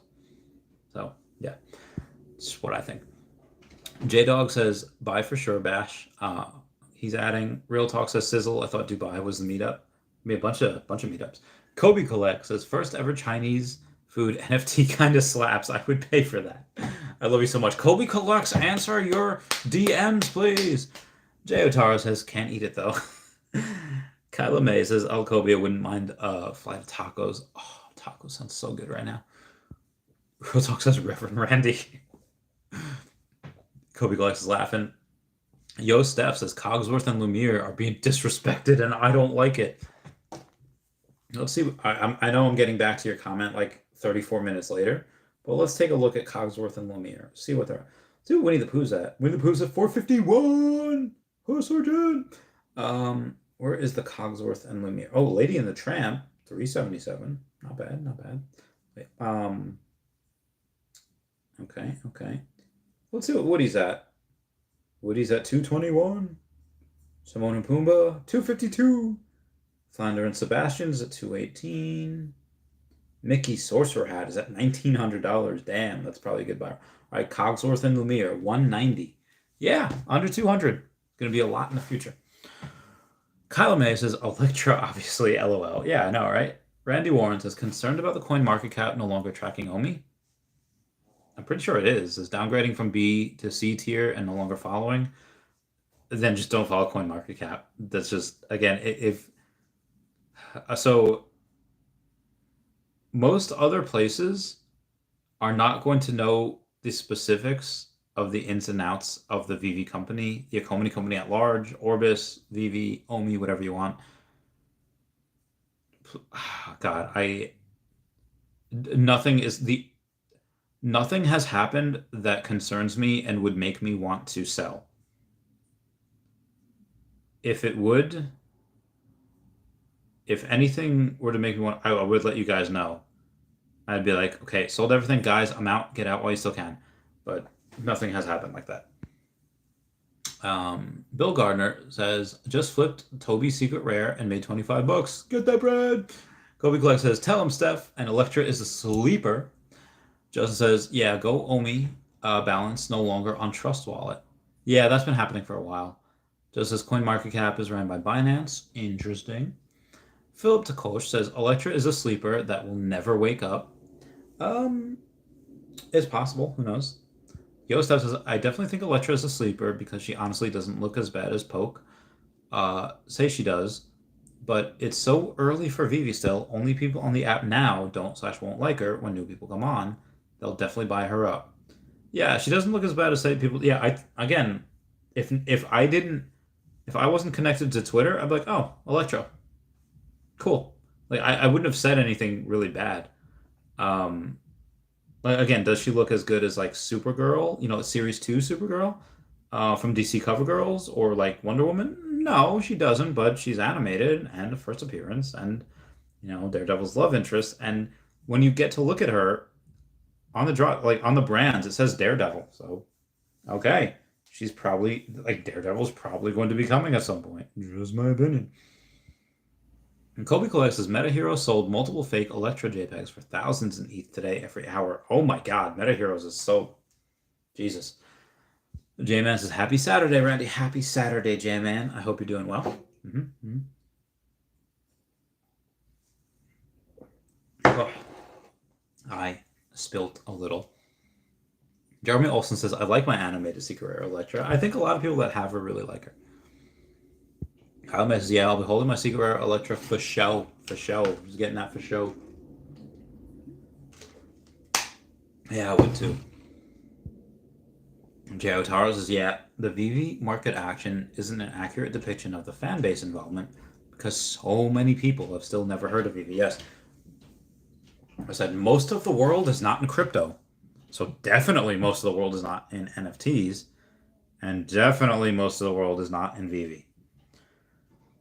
You have maybe, let's say, like this much out of this much of the world that's invested in crypto, this much that's invested in NFTs, and this much that's invested in veve. Not a ton. Moving on. Darth Chaos says, Electra looks like the vintage Marvel Legends feature. Maybe. Bert the Jerk says, depending on how much money I make off veve, I may open a buy/sell trade shoe store. Jordan's, Nike, Yeezy special editions, and rare shoes. So that's one of my ideas I have. Oh, very good. I hope that works well. veve Monster says, exactly. 30 million is his play OMI. Mandanga says, show us your cat. Well, Danielle has 3, and I don't know where the others are currently. Kitties. I feel like Edgar from Aristocats and kittens, before he like tries to kill him. Oh my God, that freaking guy. Dude, like, I don't know if it's just British people or the person that made that. He's like, kittens, oh, kittens. Like, if there was anyone that tried to kill my cat, dead. like dead. I wouldn't even be concerned about them finding the body, just dead. Yeah. Anyway, Mr. Plantif says, "Yay, Randy!" Kyla May says, "I second Mandanges." I will next time I have him. Kobe Glass says, "Cat or we riot." I'm sorry. Rudy says, "Yo, Randy, every week I try to buy just a little more OMI long-term hold." Me too. Marina Karthik says, "Hi, Randy. Viviverse on target for this year. Prior to OMI token-based buy and VV, staking, etc." Yes, I do believe the if you talk to anyone else on Twitter, especially Reddit, no. If you go to Reddit, like 98% of people on Reddit think that Akomi is like a scam, and it will tell you to not invest. If you go on Twitter, most people think that VV is real and is a good project. Maybe not even a good project, but most people on Twitter will tell you that no, Viviverse will not be around this year. But okay, most people on Twitter are not as into it as I am, and have not done the crazy amounts of things that most people are not willing to do to try to get a different angled look on VV and what the Viviverse could be. So I will say that Viviverse is on target with this year, even though most people say that it is not. Mr. Planet Purpose says, "Me stay awake now." Brina causes too many things are planned. It would be good to see the roadmap for this year from Vivi. I don't think they would do that because the last time they gave us a roadmap and we didn't meet it in an orderly, timely fashion, everyone rioted. So I'm happy they only released so many things. I'm happy that they didn't give us timelines. Bill Gardner says, "Randy, speaking of all in on OMI, when are you joining us in OMI Island in Earth 2? Derek and David Run, oh my god, I love him, says, "Just join me. Definitely could use your support. Message me on Twitter. I'll join." Kyla May says, "Cat." Jay Otaro says, "Hey, Kyla. What's going on?" This Planet Prophet says, "Randy, thoughts on when the MCP points are going to be a thing?" Latest Q3, but probably Q2, but maybe Q3. Kyla May says, "Hey, Jay, how you doing?" Joey from Friends Voice, "How you doing?" Bill Scott says, "Omi made my family leave me." I don't know what your family's about, and I don't know the specifics of it. I know Omi will moon very hard, so I suggest you take a long, hard look at all the different scenarios of why they left, and if you should accept them back, or if you should take them back, or not take them back, when Omi does inevitably moon. Because it's a question that you have to answer for yourself. Bill Scott, Jay Otaro says, "Kyla May, haha, I'm great, enjoying a chill Saturday. How about you?" Michael Gazani says, "Randy, what I usually ask the bullish YouTubers is this. What would realistically have to happen for you to seriously question the credibility of the VV's team in terms of your OMI investment? Explain like I'm 5. Okay, so explaining like you're 5, so I'd have to explain why I'm so bullish. Is that every single team member, at least in the higher ups, why I trust them to begin with is because they've been so successful in pretty much everything that they've done prior. Go to my YouTube channel and Google like the power of the Akomi team, and you'll see why. You'll see why I have gone and maybe I could play some for you. Would you want me to do that? Probably not, but the power of the Akomi team. I'll forget. I get it. VV's coming to the potential Coinbase listings, KuCoin, Kraken, Binance probably next year. A lot of FUD saying all these broken promises, they don't like the drops, and I'm just here saying, like, did y'all forget? I get it that sometimes it is hard to watch other projects go up while ours is staying stagnant, but you have to look at the reasons why we're staying stagnant. And again, I have to ask the question, did y'all forget? I get it. veve's come into the NFT and digital collectibles business as an unknown. A company with 2 repeating vowels and consonants. It's true that no one ever thought that a small company from New Zealand, even if it is based in Singapore, couldn't disrupt multiple industries. Collectibles, NFTs, virtual real estate, all $100 billion businesses, some even $1 trillion businesses, just to name a few. But they forgot. Forgot what it means to be a collector with a dream. They forgot that they had the 2-time young New Zealand entrepreneur finalist, David Yu, who not only won that title years later, but is also CEO and trustee of 2 nonprofit charity trusts. They forgot. They forgot that this company has sold more licensed NFTs than any other company combined in the history of NFTs and digital collectibles. They forgot that Ecomi's veve app has sold out 180 out of 182 items, over dozens of drops, generating tens of millions of dollars in this year, and most of it in the first quarter alone. Their momentum has only gained traction as the year has gone on, and they forgot. They forgot who Alfred R. Kahn is. For this man, this titan, is responsible for 6 of the 10 top most successful kids companies of all time, all of which are worth billions and tens of billions of dollars. Well, that phenomenal things can happen when CEOs put their heart and soul into a company. Look at Jeff Bezos, Elon Musk, or Mark Zuckerberg, some of the most valuable companies in the world, or even small-time people like me that can retire at the age of 30. I forgot that COO Dan Crothers specializes in disruptive industries. He helped develop a web company in the 90s that served Hasbro, and he also co-founded HERB, is the largest cannabis media publication company in the world. And now his sole attention is on veve and the Ecomi team. I forgot that this team also hired both men big in heart and talent, such as Reese and Trevor. I forgot that it doesn't matter what tokens do in a massive correction, same as everyone else, once the bull market takes over again. Because then, if you get mass adoption, you take a rocket ship to the moon. They forgot, but I didn't. I will have my 95th. So anyway, guys, that is a quick story of why I am very, very bullish on these things. And like I said, that would really have to happen for me to question the credibility of the team. The credibility of the team is solidified.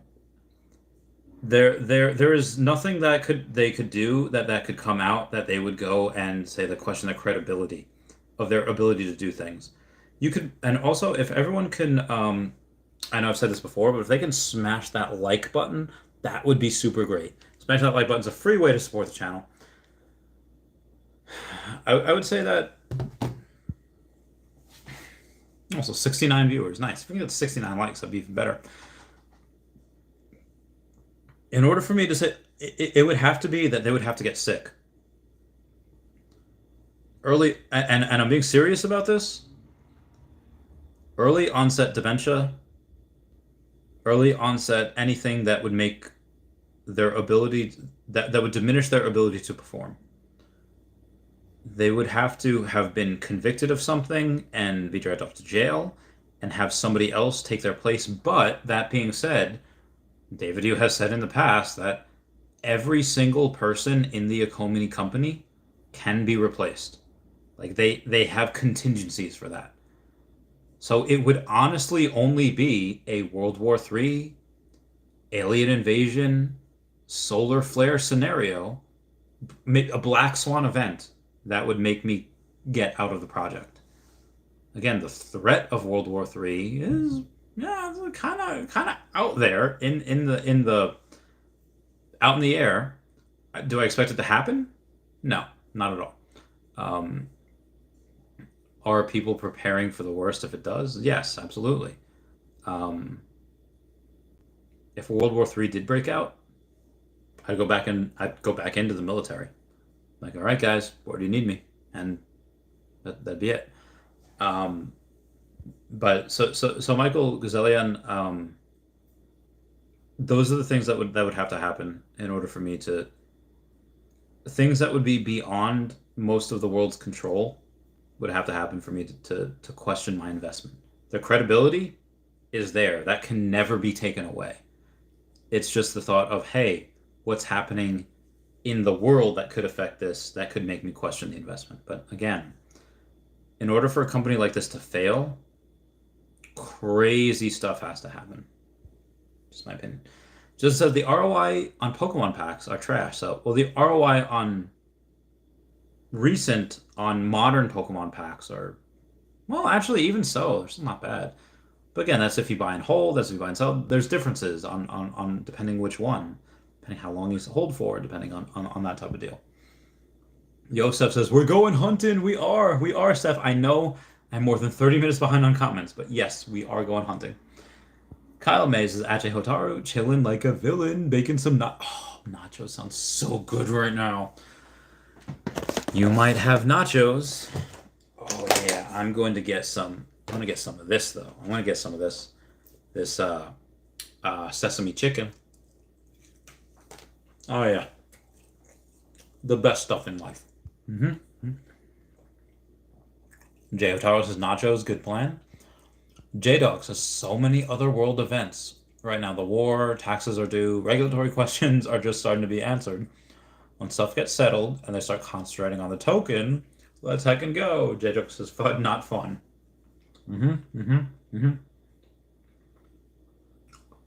Commas and zeros says hashtag Randonite, hashtag Randorian.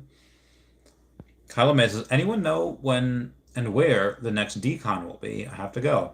Yes. There's two of them. One will be in September 3rd and 4th in London, and the next one after that will be in November 18th, 19th, and 20th of Anaheim, in Anaheim. So that's what'll happen. Where am I here? Okay, getting out of there, getting out of there, getting out of there. Oh my god, I have so many unanswered messages. Sorry, guys. Mr. Planet Prop says, smash the thumbs up, guys. Yeah. Han says, hey, Randy, do you think it's good buying OMI at the current price? Do you think it'll drop to 0.02? Short term, I have zero idea on where this will go.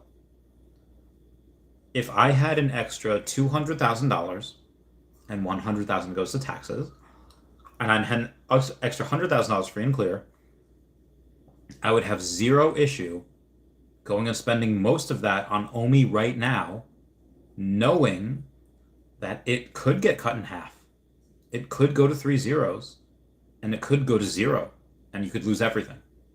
But I would be much more comfortable doing that than sitting on the sides waiting, and we have OMI utility in possibly as little as a few weeks, most likely a few months, but let's say a few weeks, and it never being at this price again. I would buy now. I don't want to get, like, again, if you have to ask the question of, hey, should I buy here? Should I wait? Just buy now. You're not going to be able to time the market, at least not consistently. Very few people can. If they can consistently, then great.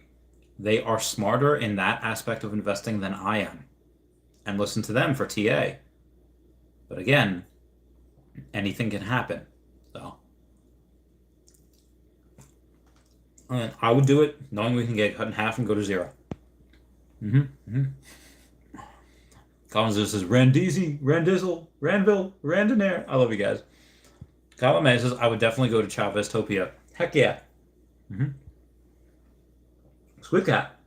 It's not fair, but the female character NFTs have an uphill battle. Same with the babyish looking ones. I'm thinking most of the money on the app is men over 35. Exceptions, yeah, but it's a general factor. So, what I really want to know is when you say most of the money on the app is men over 35. Maybe most of the people on the app is men over 35. Most of the money is probably that too. It's a fair point. Ray Fixie's probably over 35. Dr. Profit, probably over 35. But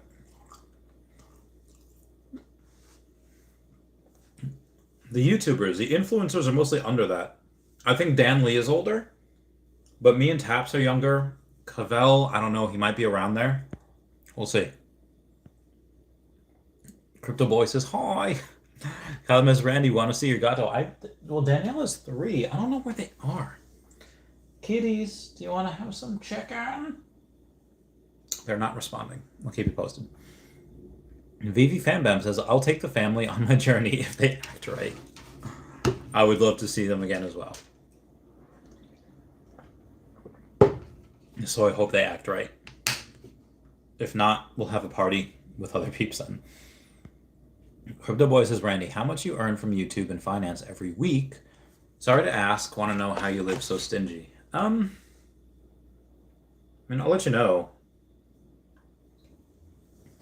It depends on the month, really, because we don't get paid weekly. Like, for the month of March, which we're currently in, I won't get paid until April 23rd of obviously next month. So I won't get paid until like the last week of the next month.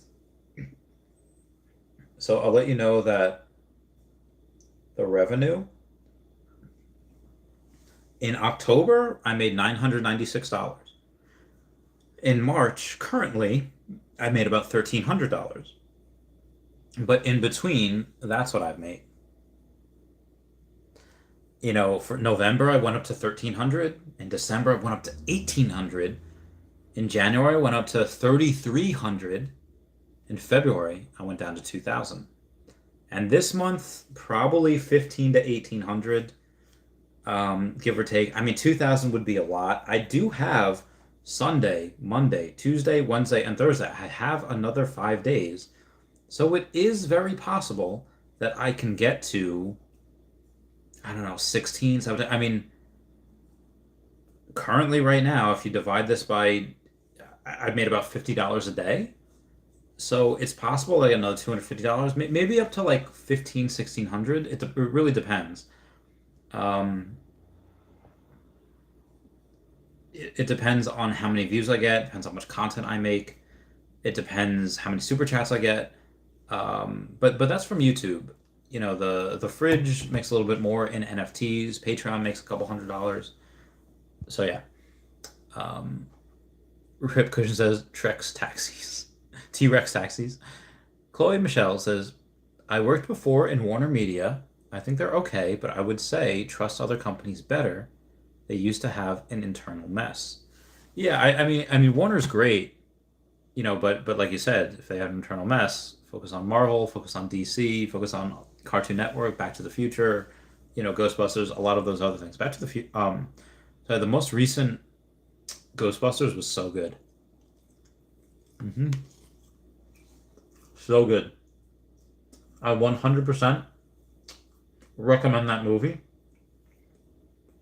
Even if you've never seen Ghostbusters before. Like, there's a couple of things that you wouldn't get, but it's still a good movie. Director Wolfdog says, do you have an adjusted estimate on where you think OMI will be at by the end of the year? Yeah. I've made the case that we could stay at 0.003133 for the next year. But I've also made the case that we can go to like 10 cents by the end of the year. It depends. Anywhere in between. Short term, I don't know.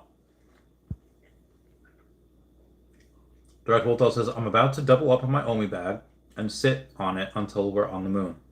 It's a good idea, I think. Kyla May says, or pay $6.5 million to marry the Eiffel Tower. Can't wait for Mario. Oh my god. Mario will be legit, Kyla. Can't wait for it. 6.5 million to marry the Eiffel Tower. Sody Pops, what's up? What's up, Sody Pop? Hope you're doing well. X-Force says, yo, I wish I could watch all of the stream, but the family and I are watching the first Gremlins movie, Bright Light, Bright Light.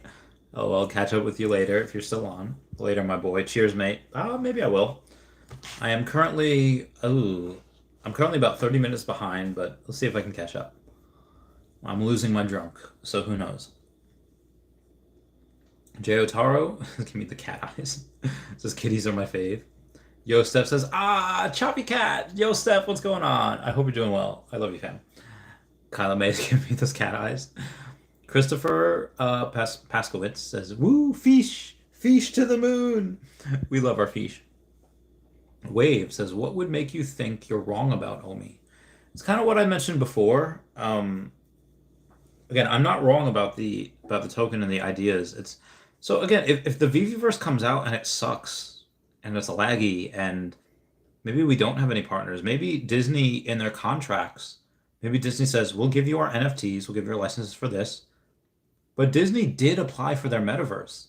They did apply for their own separate thing that they're going to want to market and make money on. So maybe Disney says, we're locked in you for X amount of years. I don't know when their license thing is up. And maybe Disney could say, when it's up, we're going to either renegotiate and we're going to put the screws to you and we're going to take a lot of money from you, or we're just going to put it onto our own app.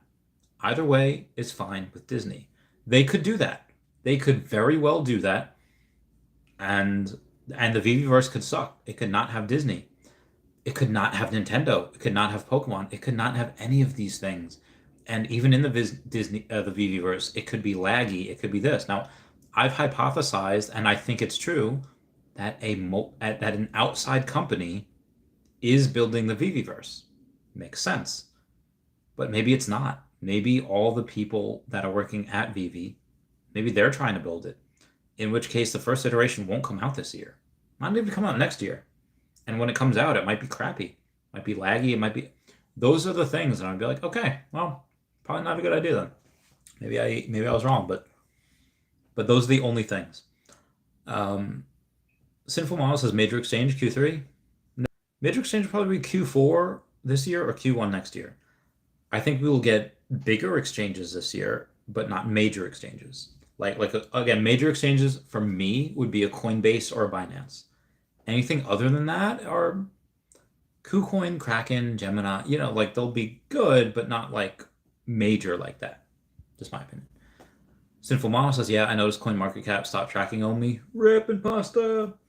Crypto Boy says, can you explain of how Q system works? Is it based on your OMI kept in veve wallet or points? No, so the Q system does not care about how many MCP points or how much OMI you have. The Q system is just random. It will say like, oh, hey, Mr. Chavez, you are number 3,469 in line out of 100,000 people, or I'm 69,420 in line out of 300,000 people.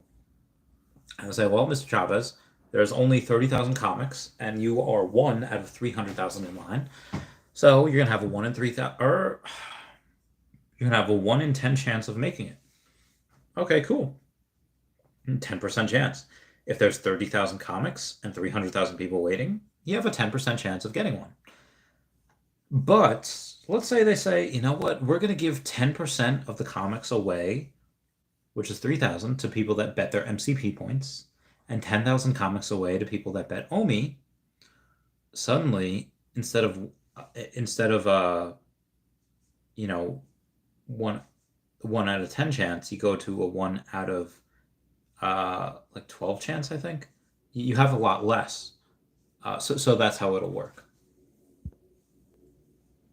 Kobe Collects says, yo, checking DMs in 5 minutes after this drive. Randy, hey, yo, good for you, Kobe Collects. I don't have I don't know if you had messaged back. There's so many of these. Oh no, I pressed KB. Kobe Collects. Yas, Bay. All right, moving on. News Now Marijuana says it's still there. You have to type a Comey, not OMI, on CoinMarketCap, but it won't load the info. No, it's weird. News Now Marijuana says, and Coinbase isn't tracking OMI data right now, either just showing the current price, not the graphs. Fair point. Joe Tower says, yes, more cats. Good was his buddy. How much you earn from YouTube? Again, I just went over that before. Real Talk says, Randy, the OMI evangelist. This is OMI's a cult. I mean, maybe right now it would be considered. Well, again, what's considered a cult and what's considered a religion? Christianity started out as a cult, didn't it? I don't know. Towers is the best cult. Michael Gazelian says, Randy, I hear what you're saying in terms of the veve part of the equation. They'll succeed in NFTs and print money. What I'm speaking of is success for OMI, which are a major investor. Yeah, I put most of my money in OMI and not in veve. So they've shown clearly that they can print money and generate tons of revenue without the OMI token. For example, they're a no-brainer investment in terms of veve IPO buys in the US based on their drops model for revenue alone. So yeah, like I said, in their most recent video, they laid a pretty clear outline for OMI raffles and OMI to NFT, which again, even if it doesn't happen in Q2 and happens in Q3 and Q4, well, that does happen in this year, that is major OMI utility. Again, that's not even NFT to land, like the Viviverse, not even talking about that. That is something that will probably happen in this year. Major utility. That should send us to the moon. Tustin Collectibles says, Gremlins 2 is very fun too, I would imagine. Jared says, Dan K, yeah, you're right. If you have some, I'll take it off your hands, free of charge. Milham says, oye there, Chavez. Oye, Mariano's on his way. He told me that the man of my dream would be just out of reach, betrothed to another. Sorry, I just love that song. And Kanto is so good. It's really good. I had my friend yesterday. I went over him to download that. I'm so surprised that I went and have finished the comments finally, almost 2 hours later.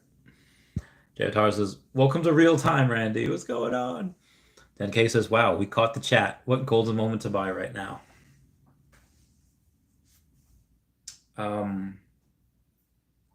I think any golden moment you buy right now will be worth more in 1 year from now. Ow, my knee. That is just my opinion. Any golden moment, doesn't matter what you buy, will probably be worth more in a year. If you think I'm wrong, don't buy them, but this is just my opinion. I'm just saying.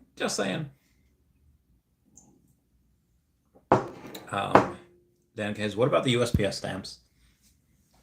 I think that the first one that they did, like the first edition, like the Day of the Dead ones, Dios de los Muertos, probably be good.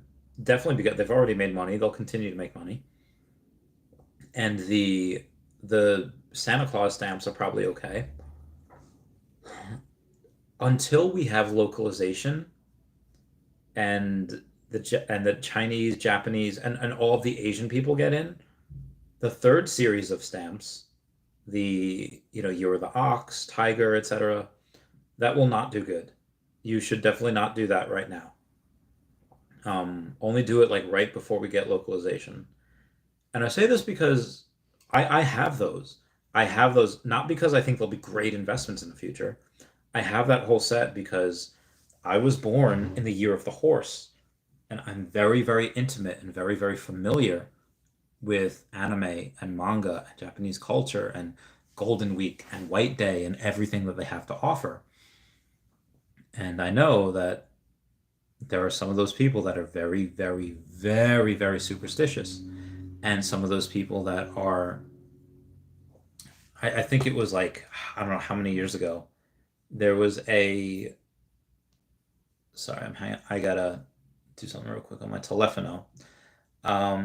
There was a major discrepancy with some hotel in Las Vegas that had said, oh yeah, we're losing a lot of money. And they brought in an expert and they said, well, you're losing a lot of money because of what your entrance had. Your entrance had like a dragon or it had something where, people had to go in and walk under a certain animal or walk under certain things. That Asians are not going to go in this hotel because that's considered bad luck. Once they spent a few $1 million on construction and they took that away, a lot of Asians went in on that. So again, Asians are very, very superstitious. The story of the animals of the Chinese zodiac is that God had sent a letter to all of the animals saying that he would have a banquet the next day. And, on the way to the banquet, the rat rode on the back of the ox, followed by like the the dog, the horse, whatever. And the rat before that had told the cat, saying the banquet would be the day after tomorrow. So as everyone was enjoying the feast, the cat would dream of a banquet that would never come for him because he missed it, and he was sleeping. Um, so the it's really a times keeping table of tens and twelves. The cat would ruin it. The cat's not in it, but there's many people like me that are really big and deep into it and are will get it. But right now, until localization happens, those stamps are not going to be worth anything. They're worth, you know. Um, yeah, that is. Hang on one second, guys. Okay, bye. Okay, I'm back. Um, so that's what I think about it. I think the first two are going to be good. I think the third one, the one that I have, that set is not going to be good unless we have localization. And I think the one that was just dropped today, I think I'm wrong, but I think that the Women of NFT project, like the Women of the World, that NFT project does have some things that are good that say that, hey, everything that we make from every sale that we have, from every single piece of money that they've raised, if you have a Women of the World NFT, you can go and you can say like, oh, well, you have voting rights in determining how that money is spent. You have voting rights in whatever that's called, but it's Title IX, the Universal Patch of Title S, the Ninth Circuit Law of Discrimination. Like honestly, when I see like Gary Vee or Jeremy Padua buying these things, I don't think this is one of the things that will survive. And I'm gonna get a lot of hate for this, but I have to speak my conscience and saying that a lot of the people that care, I used to think that feminism was just wanting equal rights for women, which I think the textbook definition, I think that's what it is, and I think everyone should be that. Everyone should want equal rights and equal opportunity for everyone. But a lot of it has been really destroyed by the women that claim the people that claim they're feminists, but they just use that as a launch pad to just hate on men, particularly straight white men. But anyway, um, I think that in the future that project will die because there is really no utility. There's voting rights on how much money, like whatever they make, they can voting rights on. You should spend it on this, donate it to this, that. But if you really want, if you had money, it would probably be much better for yourself to just donate to a cause that you think is correct, that you think is right, as opposed to going and say like, I'm going to give it to these people, where other ridiculously idiotic people can go and vote and say, I think it should go to this because of this reason. Probably not a good idea. Um, a lot of people doing it for virtue and woke signaling, and the majority of the people that are like that don't have a lot of money. It's just I don't think that's a good project. I do not. It does not check off my boxes. It does not check off thing. I would give me $10 million. None of it would go to that project. Again, I like what they want to do. I like the fact that they want to support women and they want to support minorities and they want to support like equal rights and equal opportunity, but that's what they want to do. That's not what actually happens. I do not think that that is a good project in my opinion. I do not think that's a good investment in my opinion. Again, I could be 100% wrong. I could be, because again, there's 10,000 of those things. There's it even if most of the world doesn't care or doesn't give a crap about that, all it takes is 10,000 people to go and be like, yeah, I think it's good and want it. So, who knows? That's just my opinion. Where was I? Sinful Mawa says we can still transfer NFTs, just not gems, right? Yes, correct. We can still transfer NFTs, just not gems. Jay Otaro says, appreciate your transparency, Randy. Very cool to see how YouTube actually works for its streamers. Yeah, YouTube is also very, very the YouTube algorithm is harsh. Like yesterday, I did not have a video on. I did not go and put out any content. And today I have 66 people instead of like 130 or 210. It's it's YouTube algorithm is pretty harsh.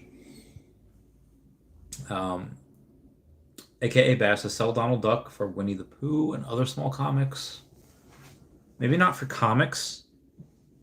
Yeah, I think both of those are winning hands. I think both of those are very good. I think many people love Donald. Many people love Winnie. I think both of them are fine. I don't know which one goes higher over the long term. I would actually bet Winnie, but again, that's just my opinion. I'm not as into this as other people are, so I don't know. Dane Martin says, "You dig in Lumiere and Cogsworth?" Yes. I don't think right now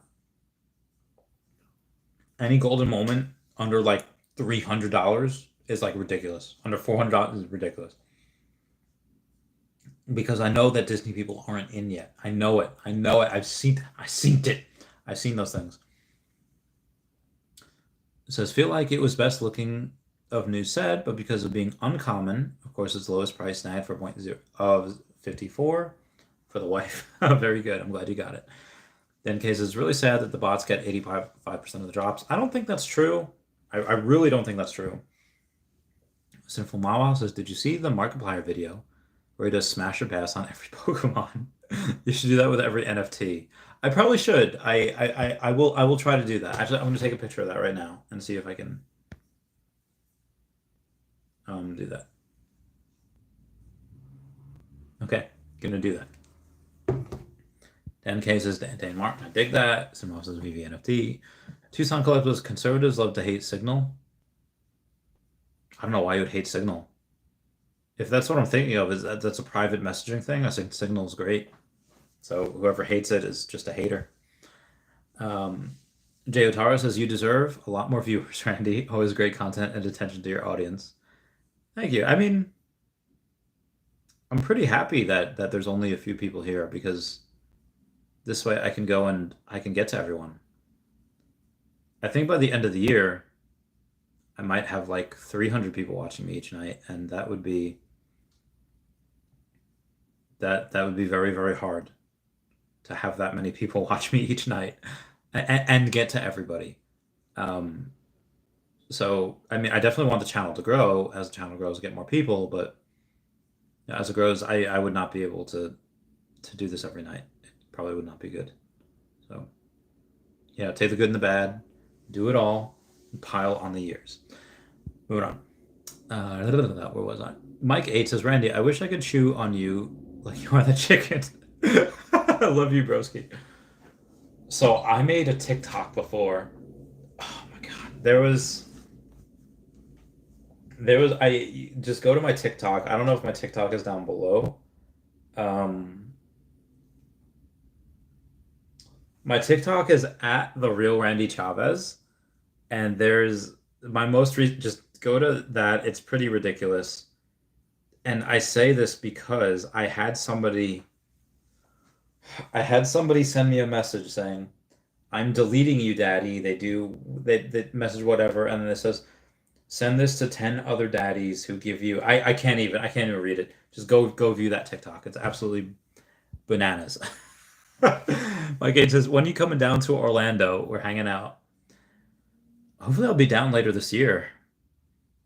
I told my girlfriend that I did not want to be in New York for this past winter. It has it has hurt me and it has made me resentful and hateful, and I do not like to be like that.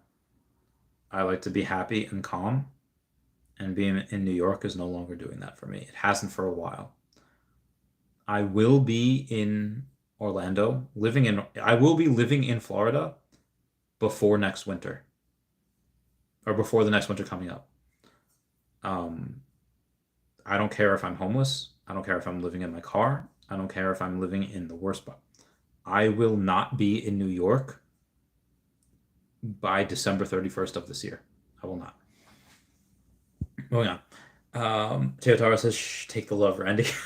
Okay, I'll take the love. Dan K says, Randy, do you think Trevor left? He said he had a better opportunity. I mean, he clearly left. Yeah, yeah. He went to another place.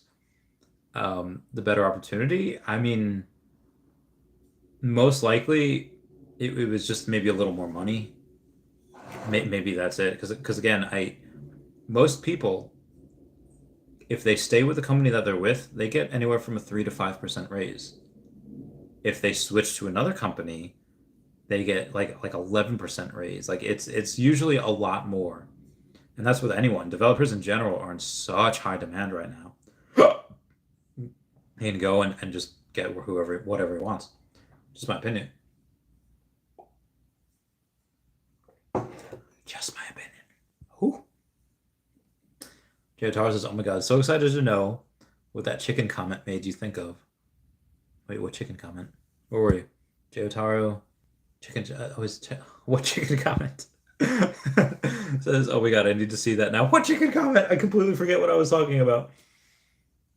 Sinful Mile says, I've tried finding out which HRO NFT was minted first and still no luck. I don't think it's on there. I don't think the hero thing was, if it is minted, I don't think well, I know it was minted, but I don't think it's on there. I don't think we know which one it is. And Garrett says, hey, I'm in Orlando also. Very good, very good. I'll be there at some point for the, I forget for what. Maybe a party. I'll just be there to live. Ooh, Jeremy Paddle retweeted. So, Pranny Pathole says, would you consider building a new social media platform, Elon Musk? One would consist an open source algorithm, one where free speech and adhering to free speech is given top priority, one where propaganda is very minimal. I think that kind of platform is needed. Elon Musk says, I'm giving serious thought to this. Jeremy Paddle says, translation, I need another project, which is insane. Anything that Elon Musk touches turns to gold. You know, Dogecoin currently is up from where he first started. Steph has gone on and made her first. Oh, she made her first hero trade with Dancing Nidorina. Oh my God, that's great. Because we can unlock another daily reward, just learning as we go. So damn excited for April. Oh wow, good for her. Oh, that's great.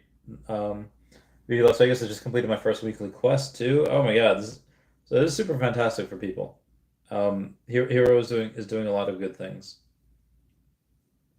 So I'm gonna go to. Oh, actually, I have no more comments recently. Let's go on here. Mike Gates says, well then, Garrett, you, Randy, and I are all kicking it and slanging beers. The real Randy Chavez is my hero. Thank you. I don't know if I deserve that. Oh, I guess.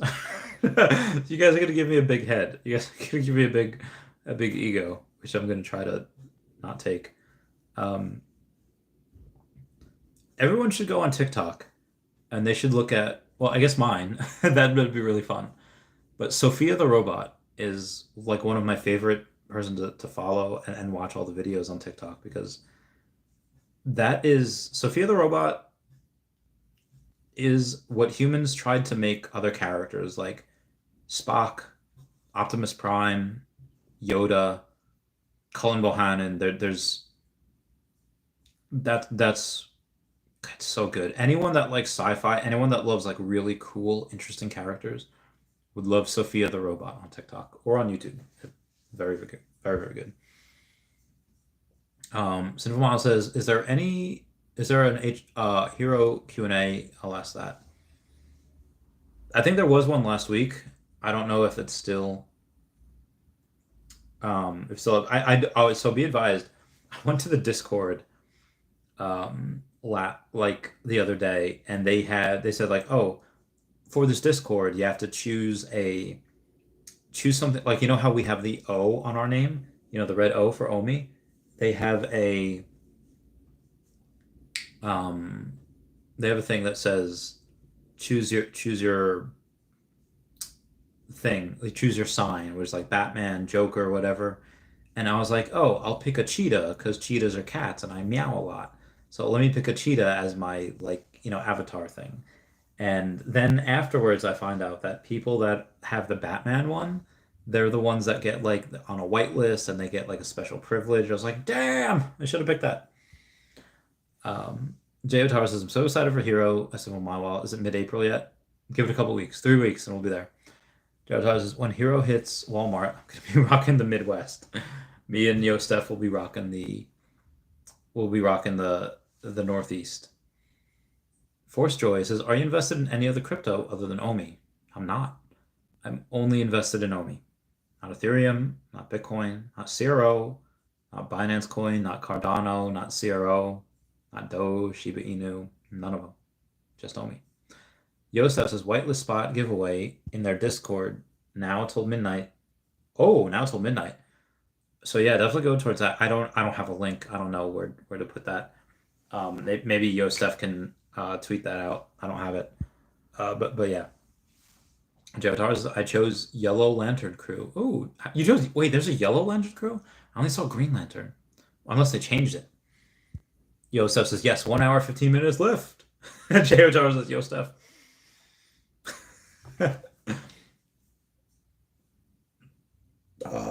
Okay. Oh God, there's so many comments on Facebook. Let's read some comments on Facebook.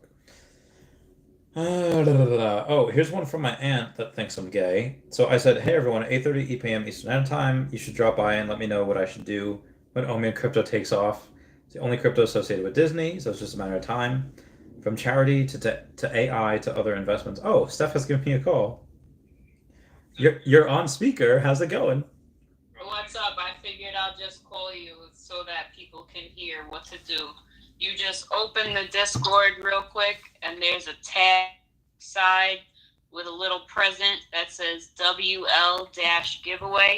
and in there, there's someone it says Dinobot with whitelist giveaway with the info, and it says that you have to click the little party emoji, and there's an hour and 15 minutes remaining. Okay, so we have until about till 12 till midnight tonight, right?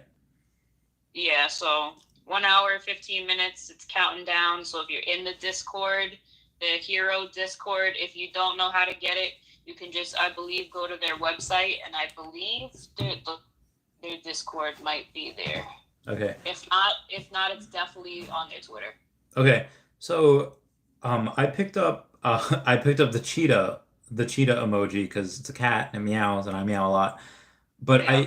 in the comments, let me know if this is right. In like the general, like the hangout thing, they said Yeah. that only the Batman one was getting the opportunity to get whitelist for like a giveaway. Is that true, or is that just like a rumor? Yeah, that was, I believe, yesterday. I believe they opened just for whoever selected the role of the Batman, because they had said when Discord first opened, like, choose your role wisely.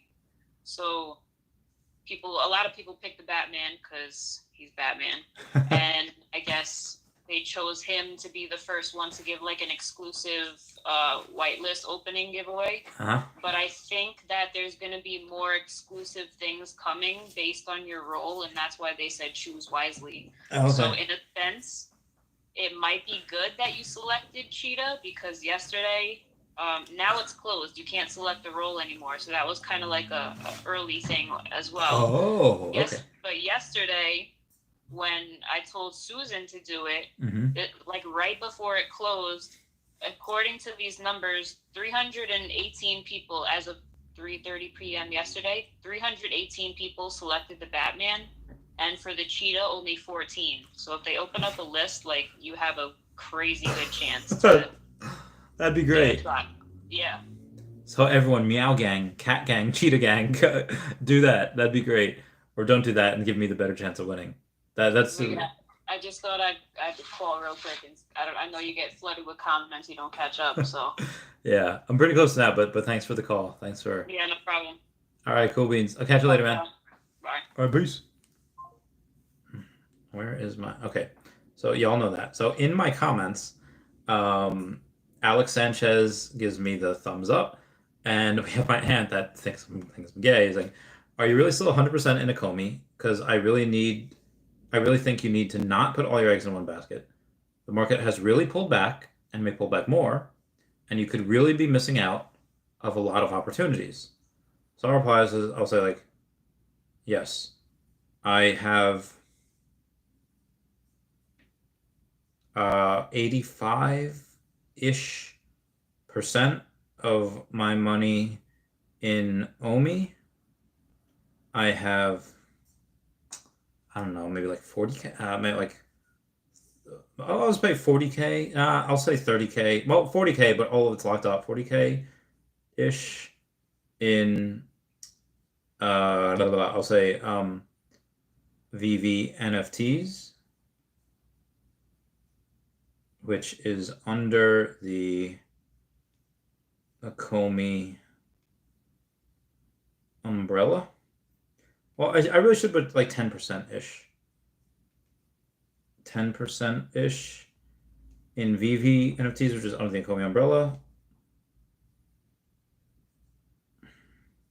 And the rest in the Earth 2 game. I think that veve will be a household name, where in 5 years, everyone will know who they are,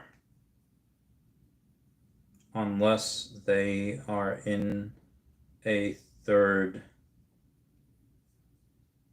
world country or don't have internet. This is a disruptive technology. Their team is innovative, and they're I don't know what the term for that is.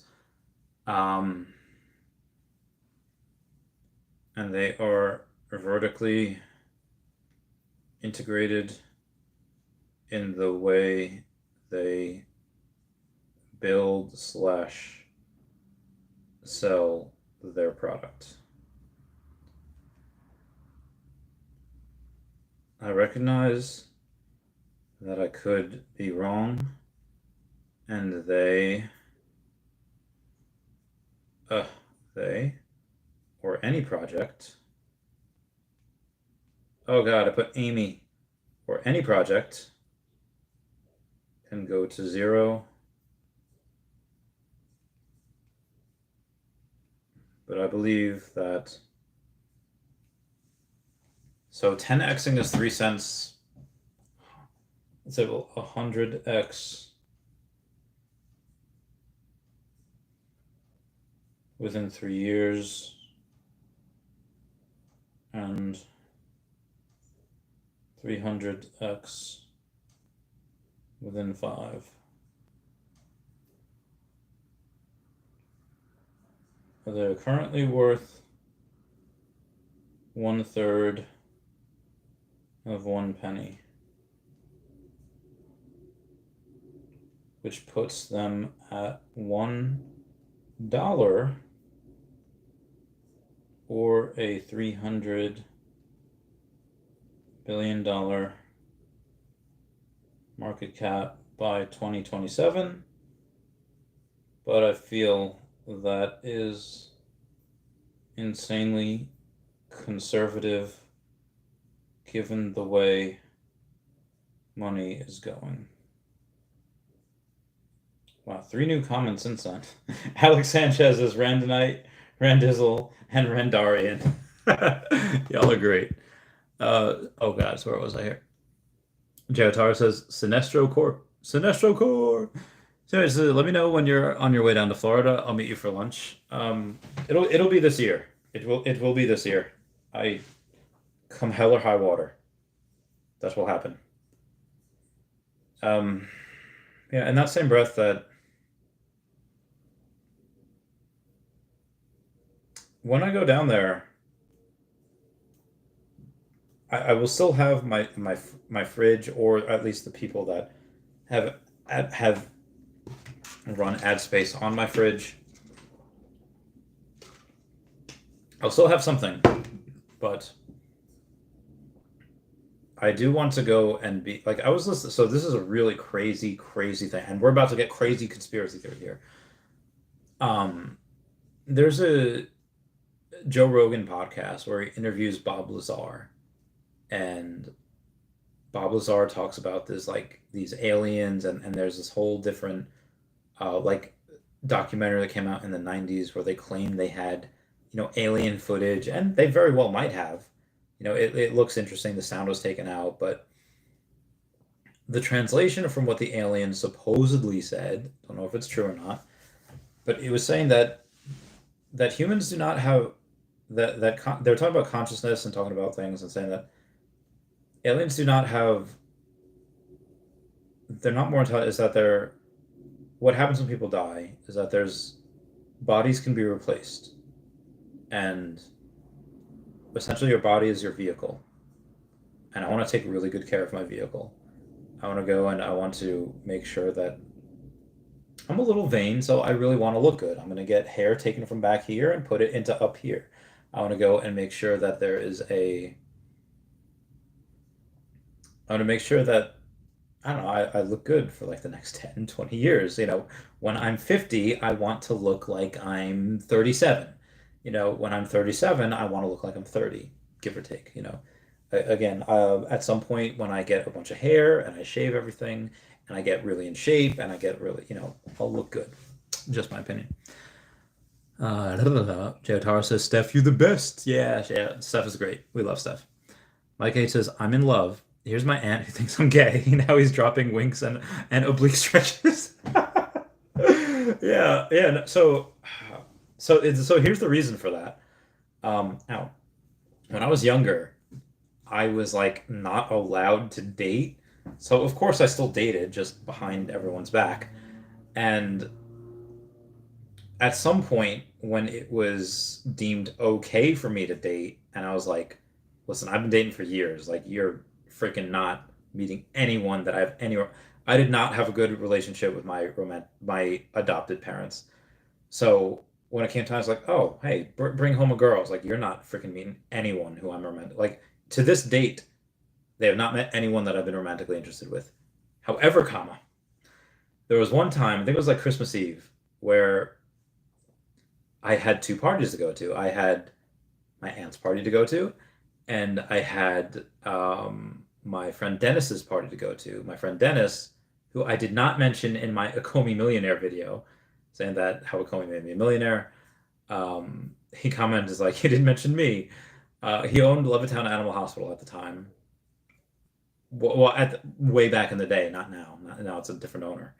It's a buddy of mine that owns it, but he was the other Christmas party I had to go to. It's like, all right, I'll go to the family party first, and then I'll go to my friend's place. And my other friend, my friend Johnny, said like, he said you can bring a friend. So I brought my friend Johnny. He didn't have anything going on that night. I was like, okay, I'll bring him. So it's like, okay, I don't want to go to my family's place and then go back over there to meet my friend and then go over here to meet like my other friend at their party. So I was like, hey, do you want to come to my family's place for a second? And he's like, I guess, yeah, sure. So we go to my family's place, and then that happened to be the first person that I had ever brought to like a family function, except for my friend Patty. Friend Patty was on to like my friend Patty and my friend John were at like a block party like a year or two prior. Anyway, so the first person that I ever bring to like a function happens to be like a dude, and everyone's like, "Oh, that's why." I was like, "Oh my God, I didn't even think like I wasn't thinking of that. I just didn't want to. I just was too lazy to go there, to go back to his place, and then go to because he was gonna drink, and I wasn't drinking at that time, so I was like, okay, I'll do that. So that so that was the thing, and ever since then, there's like multiple times, like, just come out already, like, guys, I swear, like, I am like one of the most like I don't give a fudge about what anyone thinks of me. Clearly, like, look at me, look at the way I dress. I do not care what people think of me, and yeah, it's like if I was, I would tell people. Like, I'm not. So anyway, moving on. Jotaro is laughing. Yosef is giving me the hearts, hearts to you. Jotaro says, "I'm gonna cross that bridge when I get to 50." LOL. Yeah, God, I used to be so good looking. Do I have any in my Snapchat memories? Let's see if I have any. So here's it says I'm retired, and I also get a happy retirement sign. Yay! And I got balloons, and they got me pizza. Get the cake topper for the pizza. Oh yes, and the happy retirement for the pizza. It was 1 year ago today that I retired like a year and a couple days ago, but it was 1 year ago today that I went back to the office to clean everything out, and I officially retired. They gave me a little retirement sash, retirement thing. It was great. It's been a year. It's been great. It's been awesome. Darryl says, "Ah, I confused my parents too." LOL. Yeah. I so so yeah. There's I really wish that there not that I don't care. But like every now and then, like they take up part of like my Facebook profile, or they take up part of like even on like the one time that person that I just read the comment from, the one time they ever commented on my YouTube was when I interviewed my girlfriend, was when I interviewed Dr. Danielle Mosa. And you view it on my podcast channel, or like it's the same channel, my podcast playlist. And the comment was like, "Oh, like you asked your girlfriend," like, so in one of the questions that I asked her, I was like, "Oh, when you're in college, did you ever want to, like get with a professor?" I was curious. I thought that'd be fun to know. And she said no. And she commented, like, the lady that I was talking about, she commented like, "Oh, talking about if your girlfriend banged one of your friends, that's a little weird. Like, if you're like overcompensating for some things." And like, it's like, no, like it's just, whatever. Like I was engaged. Like I don't understand some of those things. But anyway, Mike H says, "Whenever you need a talking buddy for OMI veve on your stream, let me know. I'm your rock and be my river." I love you so much, man. I'm your rock, be my river. So I have so many people that want to get on. I don't have enough time to get everybody on. It's pretty insane. Excuse me. I have a backlog. I think the next person is going to be Brock McBlockchain, who I wanted to get him on. He's going to be on the podcast on Monday, so that'll be really great. That'll be really fun. I have my one friend, Ashley Fenton, who will be on. She's a teacher, but she's also like a gamer streamer, and she's married to my friend Jesse, who I had served with back in the day, and we're very good friends. I went and visited them last year in Washington. Hopefully, when she has spring break, she'll be able to come on the podcast. That'll be really fun. She's a beautiful person. You guys will love her. She's like, we quote SpongeBob all the time. We quote Pokemon all the time. Like she is me. She's a white girl version of me. As if I wasn't enough of a white girl already. she is that. Her and her husband, they're such good friends. Her and her husband, they're really good peeps. And actually, I didn't know that they viewed a lot of my videos. But when I made my video for my friend Alicia, for my friend Beck, she had passed away. He had messaged me and says, "Hey man, I just saw your video." I was like, "Wow, I didn't even know you viewed all of them." It's like, "Yeah, man, I watched all of them, and if you ever need to talk, I'm here." I was like, "Oh God, that means a lot." People are so good. Like, I feel like Ben Affleck, when he's playing Batman, talking to Jeremy Irons as Alfred, it's like, people are still good, Alfred. They are. There's even like a subreddit called Humans Being Bros, when they go and they're talking about like animals that they've saved, and they're talking about video evidence of them, like, "Oh, there's a cat stuck in the storm drain. Let's break open the storm drain. Let's rescue. Let's make like a human centipede thing, and let's grab the cat out." And it's really incredible. And I think animals do that for humans as well. There's one time where there was some people in like the North Pole, when their ship was stuck, and a polar bear comes out and pushes the ship off because they know that people are trying to get off. And the polar bear goes like it waves, like, oh my god, goodbye, polar bear. I think there's a symbiotic relationship that good people have with good animals, and vice versa. Like what happens to one affects the other, and I think inherently both species or all species they understand this. Like there's one spot where like a spider, which most people are scared of spiders, had a certain it got caught in like something, and this one guy goes on and he tries to free the spider from this like liquid thing, and frees one, and then the spider goes, oh, for the next one, like, hey, take off this, and the guy's like, okay, take off this, and the spider lifts his next leg, like, oh, this one's stuck, and he lifts that off, and um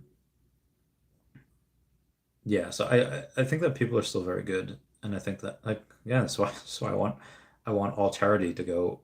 Most of the money that I have to go to animals is so great.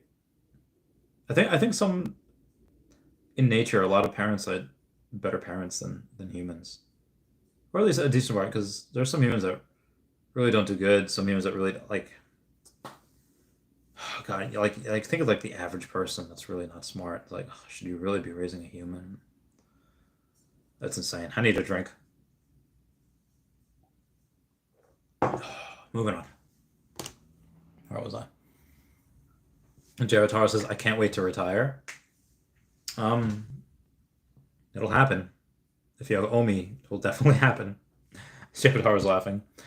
Christopher Paskowitz says, Brock is great. I can't wait to watch the interview Monday. So me and Brock are going to get deep. I'm going to day drink. I hope he's going to day drink as well. He's such a smart dude also. I can't wait to go and get like, he's very good. So I watched a Stephen Hawking interview once, and he said, I really like taking things apart, but I'm not so good at putting them back together. And I think in the same breath, I really like breaking humans down and seeing who they are. Like every person that's in front of me, I really like to go and think like, how, like, why do you function the way you function? Why do you think the way you think? Because you know that like saying like, neurons that fire together stay together. If you go and let's say you've never had a catch before, like you never like played catch with someone, the more you do it, the more those neurons get closer together. They fire together. Oh, these are the neurons that have to go and fire together from one synapse to the other in order for you to move your glove from here to here to here to here to catch, to throw, like to wind your arm, you wind your arm back and whoosh, and then to let go it right here so that it reaches a certain spot. You know, um, I think that it's an exercise, and the more that you do it with piano or violin or music or even art, I'm not good at art, but it's a lot easier for some people than others at certain subjects. And I forget the question.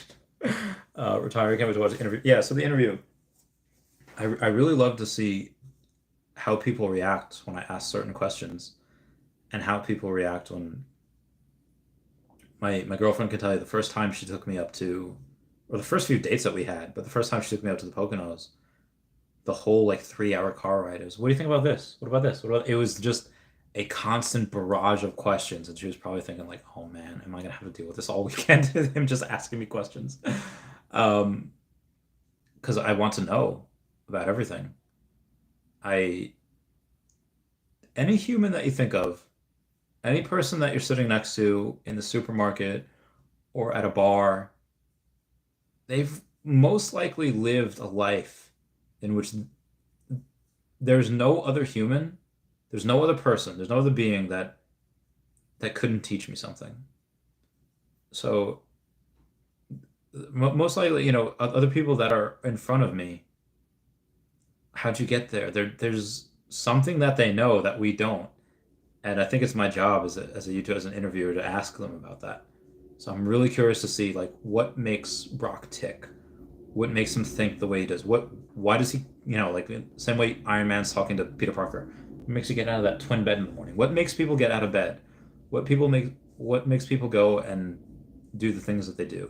There's a show called Kyle XY that said like I might know some dates, some facts, but I'll never know the real reasons behind life. I'm like, what are the real reasons behind life? It's like why people do what they do. And yeah, I don't know yet. I mean I have a good understanding, but I'm so curious about things.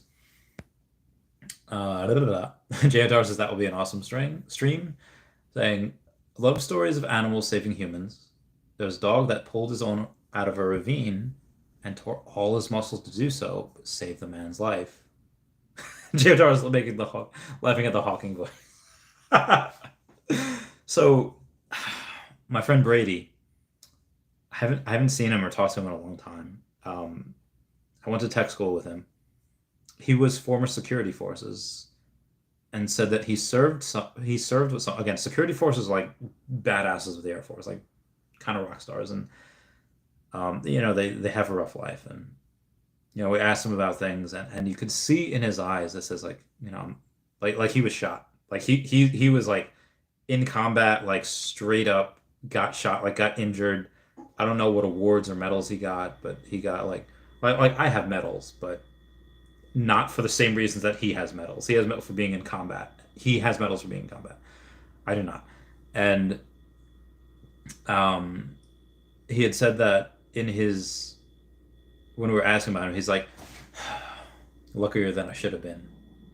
I will never forget that face saying, luckier than I should have been. And have his face go to a place where he is like, he was like living back that like slight PTSD, that like going back into like that war zone where it was like, oh, maybe I'm gonna die. He's going back into that place like, okay, kill or be killed. I don't know what was going through his mind, but you could tell that he was kind of reliving that in that moment, like thankful for being alive, thankful for being here where he is right now. And I forget the question. Oh yeah, so he told the story about this guy that he served with, where some security forces they get a dog. They used to have German Shepherds, but for security forces, but Belgian Malinois, for whatever reason, we don't know why, but they get PTSD less. Like they are not as harmed and impacted by the likes of war than German Shepherds. German Shepherds go crazy. German Shepherds, like they're introduced to war, they're in any type of combat, they're not the same dog. Like they are Vietnam veteran. They're not the same dog. They're beyond help. It's maybe not beyond help, but it's really bad. But Belgian Malinois can survive a little more. They can take a little more damage. They can take a little more psychological damage. And what happened with this guy that he had served with is that there was someone that was the dog was about to like fall off like a cliff. So the guy he slides and he's hanging on with one arm and he's hanging on the dog with another. It's like he's screaming. It's like Batman saving Ra's al Ghul. It's like, and then there's someone that's shooting at him. It's like, so he's going like he's trying, like he doesn't know how he's going to survive because he's hanging on to this one dog. He can't like lift himself up with the dog. So he's like, okay, what I'm going to do is like, and somebody else was firing at him. So it's like,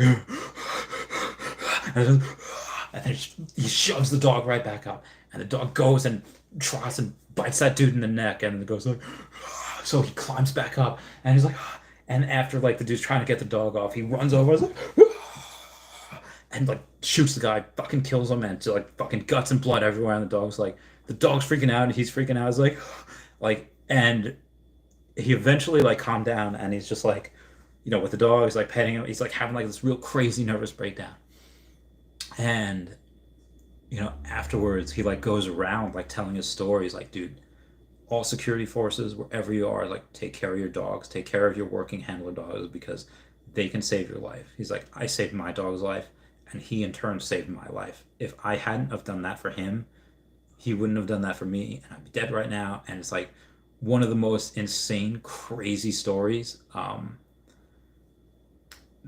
Maybe, and that's one of the things that I don't think was like well traveled, because this dude, like he's like, that's the one dude that told the story, and he's just retelling the telling of that story. So it's not like he heard it like fifth hand from someone else.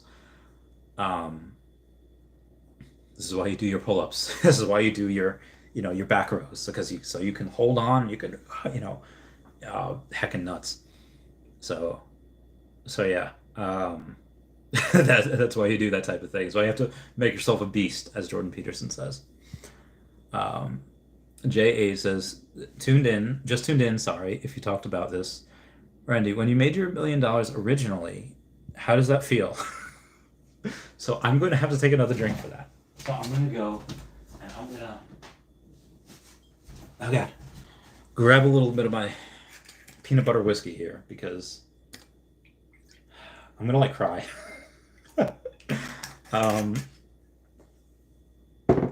I didn't really, so I text two different people. I text. Well, so I was watching Gilmore Girls. I was watching A Year in the Life. I forget. I think it was the third episode. There was only 4 episodes of that miniseries of Gilmore Girls: A Year in the Life, and Omi was getting close to where it was where I was a millionaire. I was like, that's interesting. And I finished the episode, and I got a whole bunch of messages of people saying like, "Hey, did you do it? Did you do it? I think, like, congrats! I think you did it." So I did the calculations, and and again, I was in this bed, which I still have. Just it wasn't. It's not a bed. It's just a. You could see it in the video of how Comey made me a millionaire. Um, it's just a. It's just a mattress. It's just a mattress. It's nothing else. And I calculated it. It's like, oh my God, I'm a millionaire. So I go and I text my friend Dan and my friend Lou. My friend Lou, you'll see at the party on April 15th. I'll stream it. I'll do whatever. Um, he's in the Warped Tour tribute band that's playing. And I was like, hey, listen, guys, because my friend Dan was the one that took me under his wing, taught me all about high risk lending, and my friend Lou had taught me about um, just he was the bank. He was the one that had the bank, and we all put our money in, and like got this crazy interest rate. So I text them like, guys, I just did it. I just became a millionaire. Now, Dan had done it years and years and years ago, and my friend Lou had done it like a year or two prior. So I was like, guys, I couldn't have done it without, and I couldn't. In 2017 when I started that business, I had a couple $1,000s to my name, like less than $3,000. And by 2021, I became that millionaire. So I told him about it, and I was like, I thank you guys so much. I couldn't have done it without you. And then I text my girlfriend, who's in the other room, and I just said like, hey, I just want to let you know and I had like a podcast with JP. I had it like a few minutes after. So I made a video about it. Like, this is the story of how I became a millionaire. So I text her, and then I was like, I have a podcast, so like, don't call. And then of course she calls me. So it's like I'm like crying on the toilet, like, I did it, became a millionaire.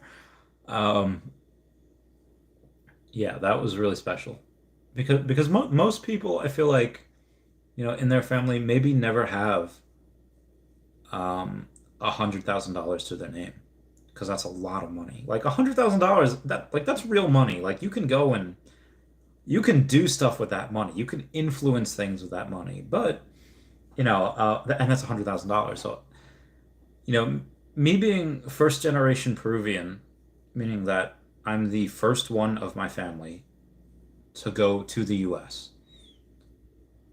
to graduate high school, to have $10,000 in his bank account, to have $100,000 of net worth, definitely to have $1 million. That solidified the fact that to me that like I knew I was smart and like I can do math pretty well. I can determine a couple of different things. I can do a couple of things pretty well.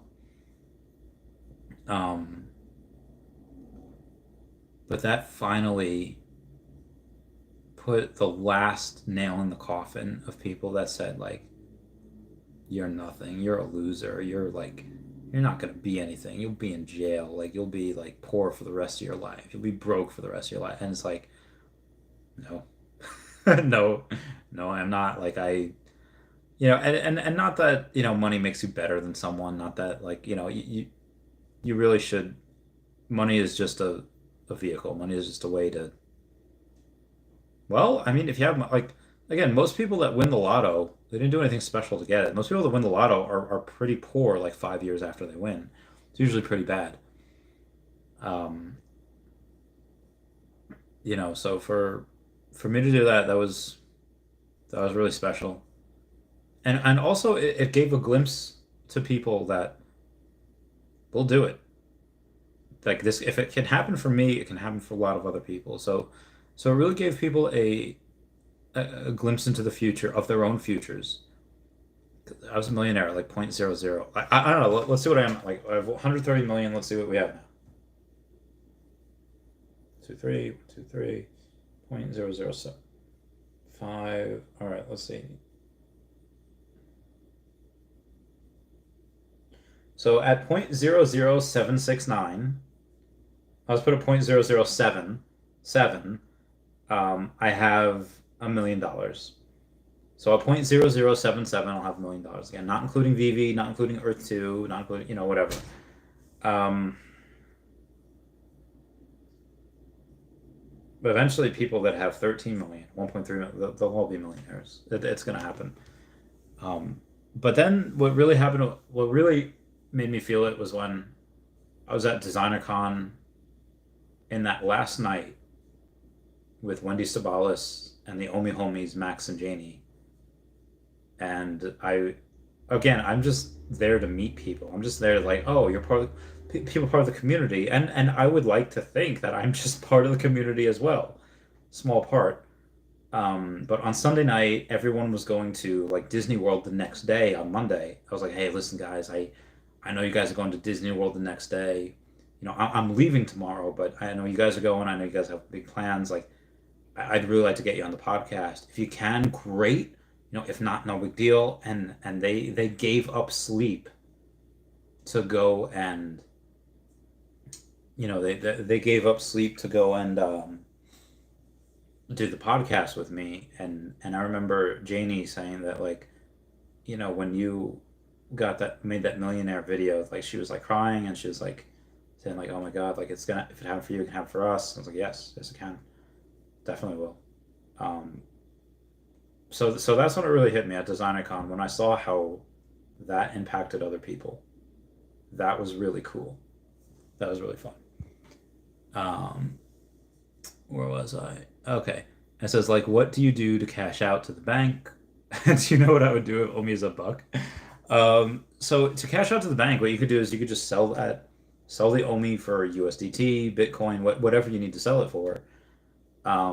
Transfer it to whatever you need to Bitcoin, go back to Coinbase, and I can transfer it back to a bank if I wanted to at $1 million. But do I really?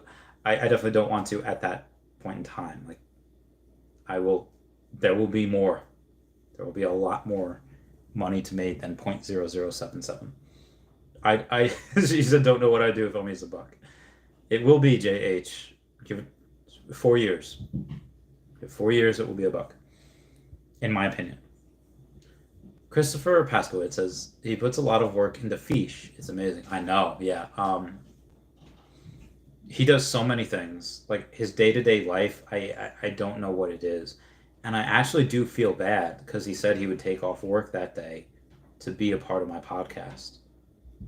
Now, if I was Brock McBlockchain and I had a job, I don't think I'd take off work for not just anybody. I would take off work for maybe like Dan Chabelle or Jeremy Pador or like anyone that's a part of the team, but for him to take off work for like the real Randy Chavez, where like I have 7.7 or 7.8 thousand subscribers, like I don't have a huge audience. And I already talk about Fish. I already, sing his praises. So for him to go and take off work for me, just answer questions and have a good time, either he's doing it to be nice, on the off chance that like he wants to go and say like, hey, I'm a good person, I do it for these people, and or on the off chance that Randy one day makes it big, even if he doesn't think I will, or he thinks that no, Randy will make it big one day, and this will be good for me to be on there. Like it's either one or the other, and I do give it a 50-50 chance. Either he's doing it just because like to be nice for brand awareness, small chance to bring the fiche, whatever, or because he's like, no, I'm going to take a day off work for Randy Chavez because that is someone that is going to be a important person one day. I don't know. Now, most likely it's just because I'm going to be nice. He mentions the fiche.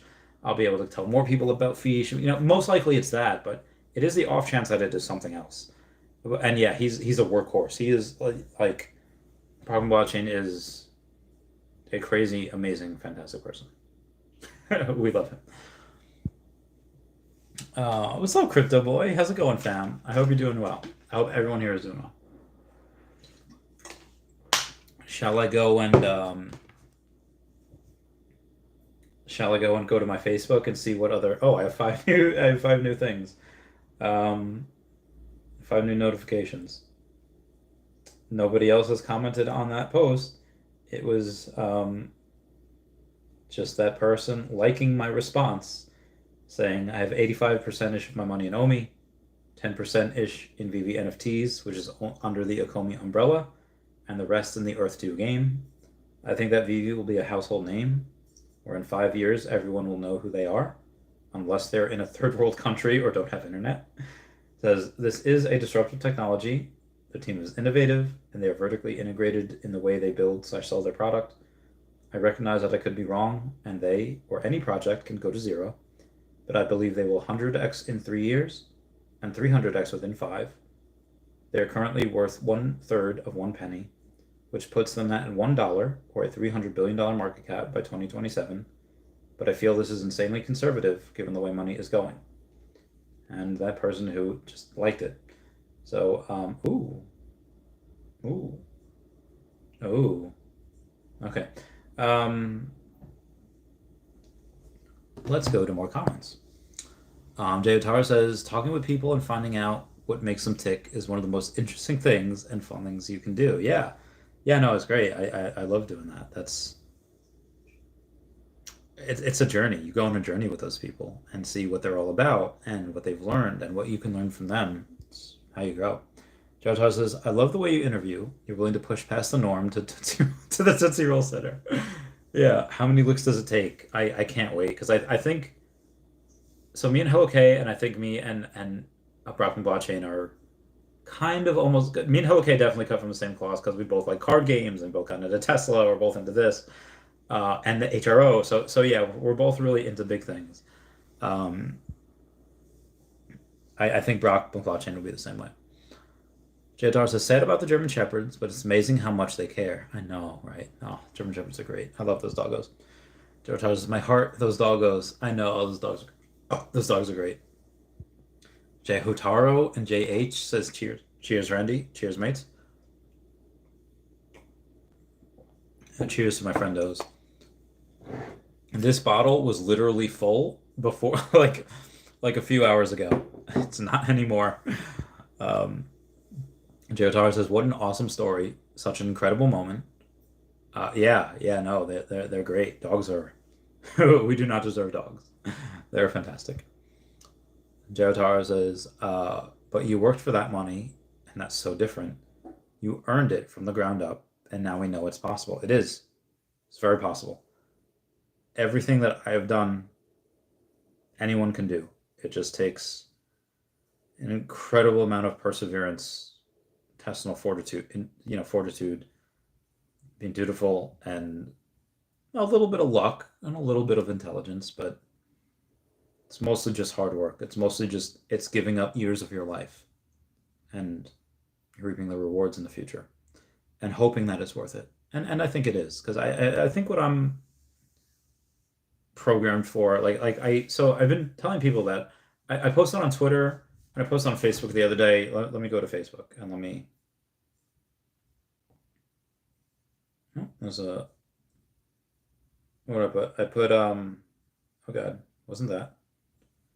I put up a post saying, I think the fact that some overweight smokers live to 100 and some super healthy people die young is further evidence that we're in a simulation that sometimes glitches. And I think that makes sense. Like, if you're super healthy and you're doing everything right and just die young, that's just either bad RNG or it's just a break in the code. On the opposite side, if you are, really old and really fat and obese and your health's not good, either you have insane good RNG or it's just a break in the code and that's just the way it happens. Um, I forget what the comment I was responding to. No, yeah, so no, it's possible. People can do what I do. It just, yeah, maybe it takes a little bit of luck, maybe it takes a little bit of whatever, but it's very possible. It is not.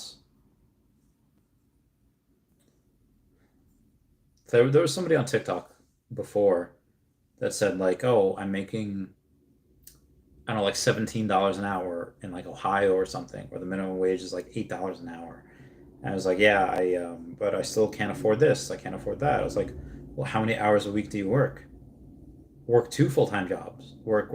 I don't know. I think full-time might be like 30 hours a week now. Like, work two full-time jobs, 60 hours a week. That's between the ages of like 22 and by the time I retired from last year, I did not work less than 60 hours a week. Military, you just work like a dog. And when I was out of the military and I went and I got out worked that job, I would, built that business and then I had another business. There was no way working less than 60 hours a week. But people don't want to do that. People want to work like 30 hours. Oh, it's full time. I work this, I work that. Like, no, just work. If you want to go and make a difference, whether it's in your own life or others, like that's the other thing. Like the last few weeks, my friend Jackson has been in North Carolina.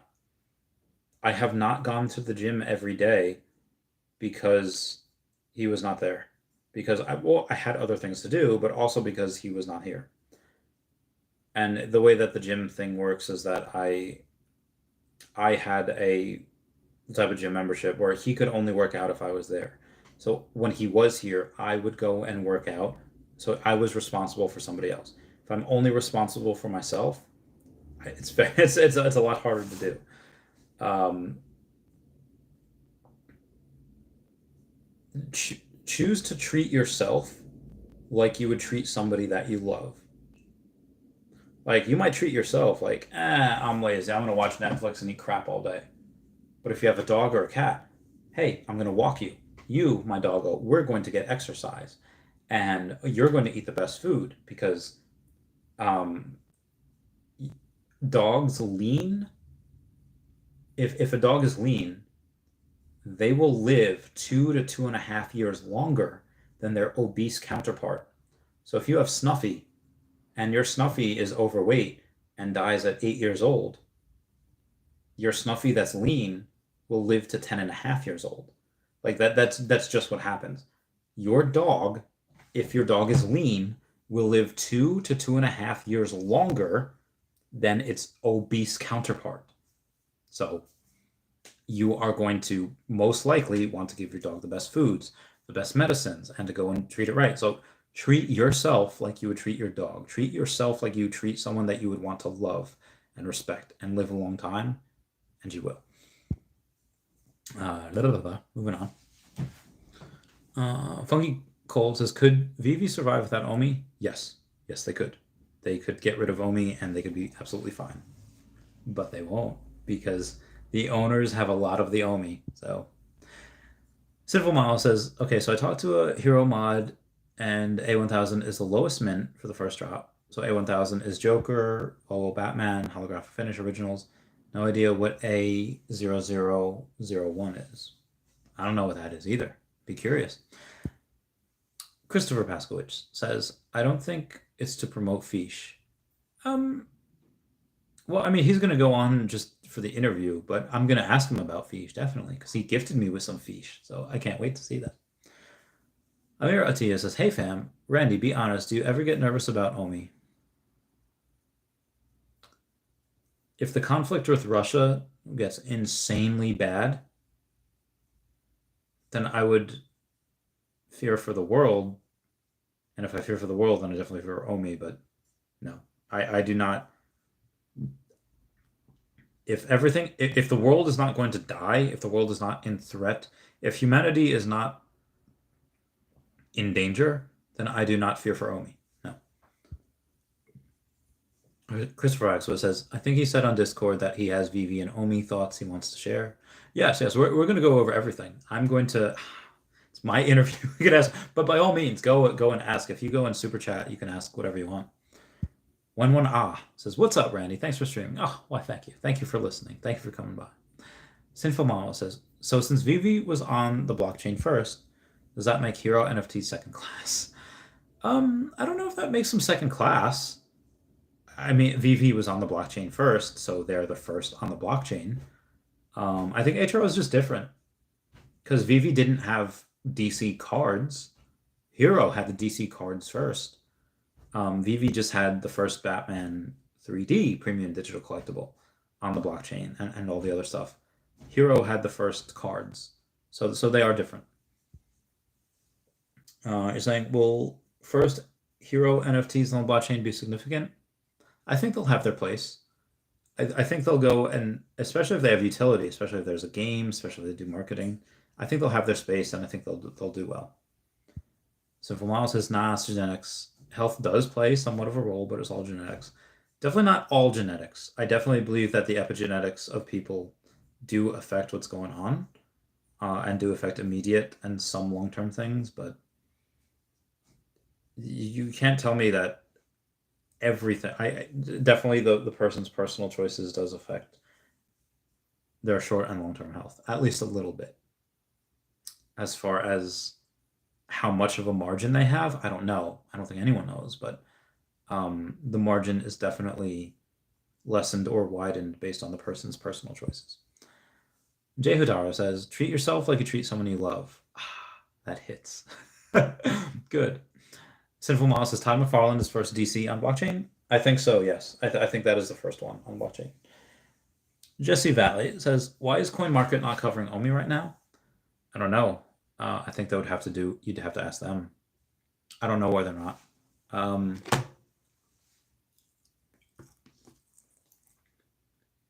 Yeah, I think you just have to go and ask them. I don't know why, though. Finally, after 3 hours, caught up on comments. Oh, Sai. Oh my god, she looks so good. I love you, Sai.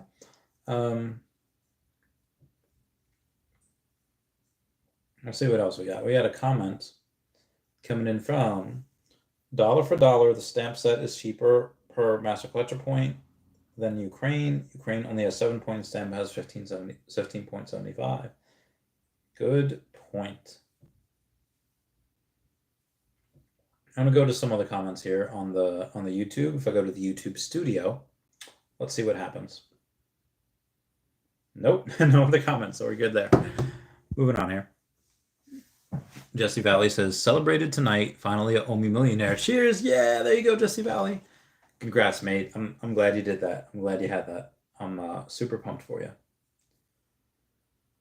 I'm sorry, guys, for people that I haven't messaged back. There's so many comments. It's so ridiculous.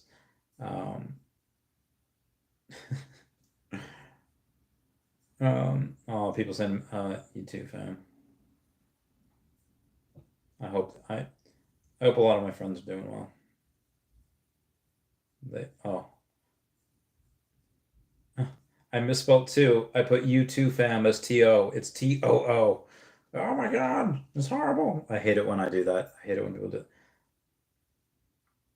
Very nice. How much? Oh yeah, I didn't go to my Hero app. It's DC by Hero. And if you go and log on, it'll say like, hey, Rand. Oh, so my username is veve NFTs on Hero. And I have a daily login. It's just a cigarette, but it cannot be that bad. Very good. I got my daily login. We're all good. So I'm going to X out of the YouTube. I'm going to X out of everything. I'm going to go to TikTok. Let's see what we got.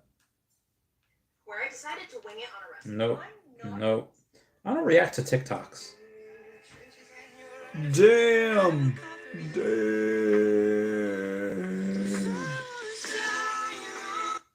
Oh, Jesus. That was horrible. I may or may not be,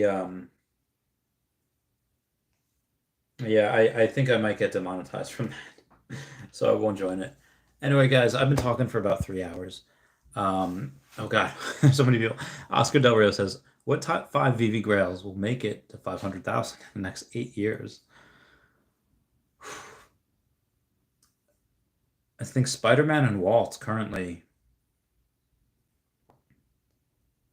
That and one of the 7 Aston Martins. So Spider-Man, Walt, and one of the 7 Aston Martins. I think 500,000 is a lot. And I think the other ones that were to reach 500,000 have not been acquired yet.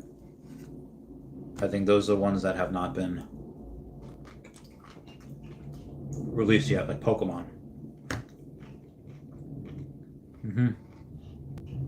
The only other ones to reach 500,000 have not been announced yet on VV.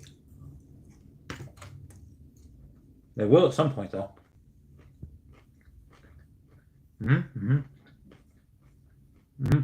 Mark D. Speaking of Russia, Biden went off script today and said the only endgame now is the end of Putin regime. Oh my God. Biden, why did you say that? Hopefully no one takes him seriously. Mark D says, White House is trying to spin this, but nobody believes them. He said what he said. Dude's really going to get us into war with it. I hope not, man. I really hope not. Simple Mama says, keep talking. Keep talking about what? I've been going for 3 hours. Oscar Del Rio says, not Todd.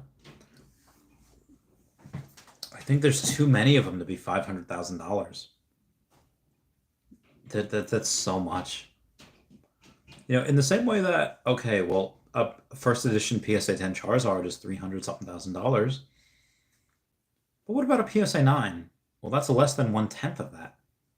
It's like $20-something thousand. And PSA 8, well, half of that. PSA 7, well, half of that.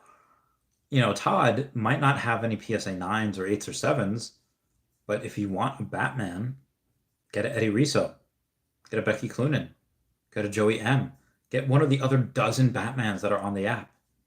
You don't need a Todd McFarlane. Not everyone will be able to afford a Todd McFarlane or an Eddie Rizzo in the future.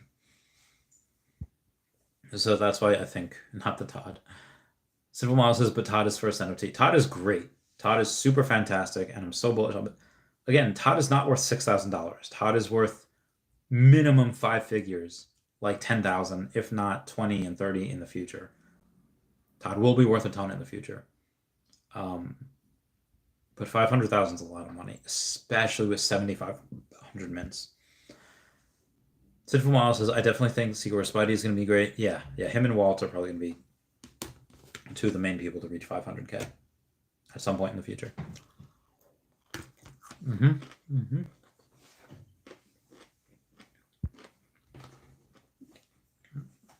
And so I'm going to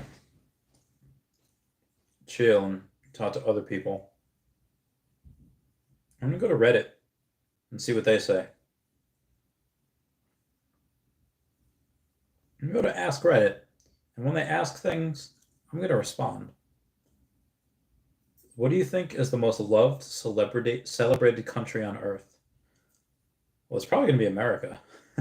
I'll do hot posts, though. What do you know? Oh my God, what do you normally think about now?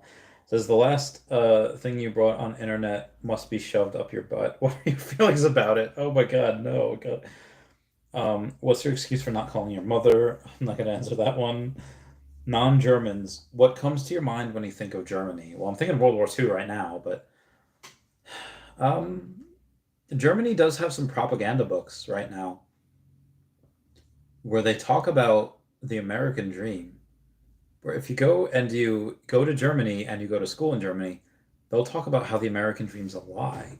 They'll talk about how people in America aren't really happy, and it's, consumerism, which, fair point, there's a lot of consumerism in America, but they'll go towards how people aren't happy and how everyone's depressed and on SSRIs, which, fair point, a lot of people are, but that's what I think about Germany. I think it was a lot of propaganda.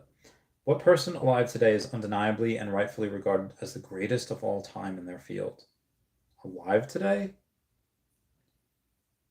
Maybe Edward Witten or Leonard Susskind or Michio Kaku in theoretical physics. Maybe Neil deGrasse Tyson in astrophysics. Elon Musk in engineering. I don't see what people say about this. Dr. Lawrence Einhorn discovered using platinum-based chemo for testicular cancer. This resulted in cure rates jumping from bleak to over 95%. They're talking about Finkel, Einhorn. Usain Bolt, definitely.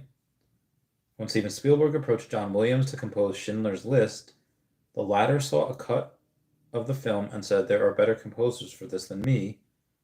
Spielberg replied, "I know, but they're all dead." Kelly Slater, I don't know who that is. Wayne Gretzky. Wayne Gretzky was like the best first athlete to come to mind. Maybe like Mike Tyson. Muhammad Ali's gone, but like maybe Michael Jordan, Tiger Woods. Ulid Kapoje says, as a runner, it's hard to wrap my head around how insanely fast he can run a marathon. Roger Bannister, if he's out there. Michael Phelps, definitely. David Attenborough for his ability to show the natural world to those who cannot see it for themselves. Someone said there's this one farmer, I can't remember his name, but he was outstanding in his field. Says your puns are irrigating. I'll go to another comment thing. What's your first internet experience that traumatized you? I remember this.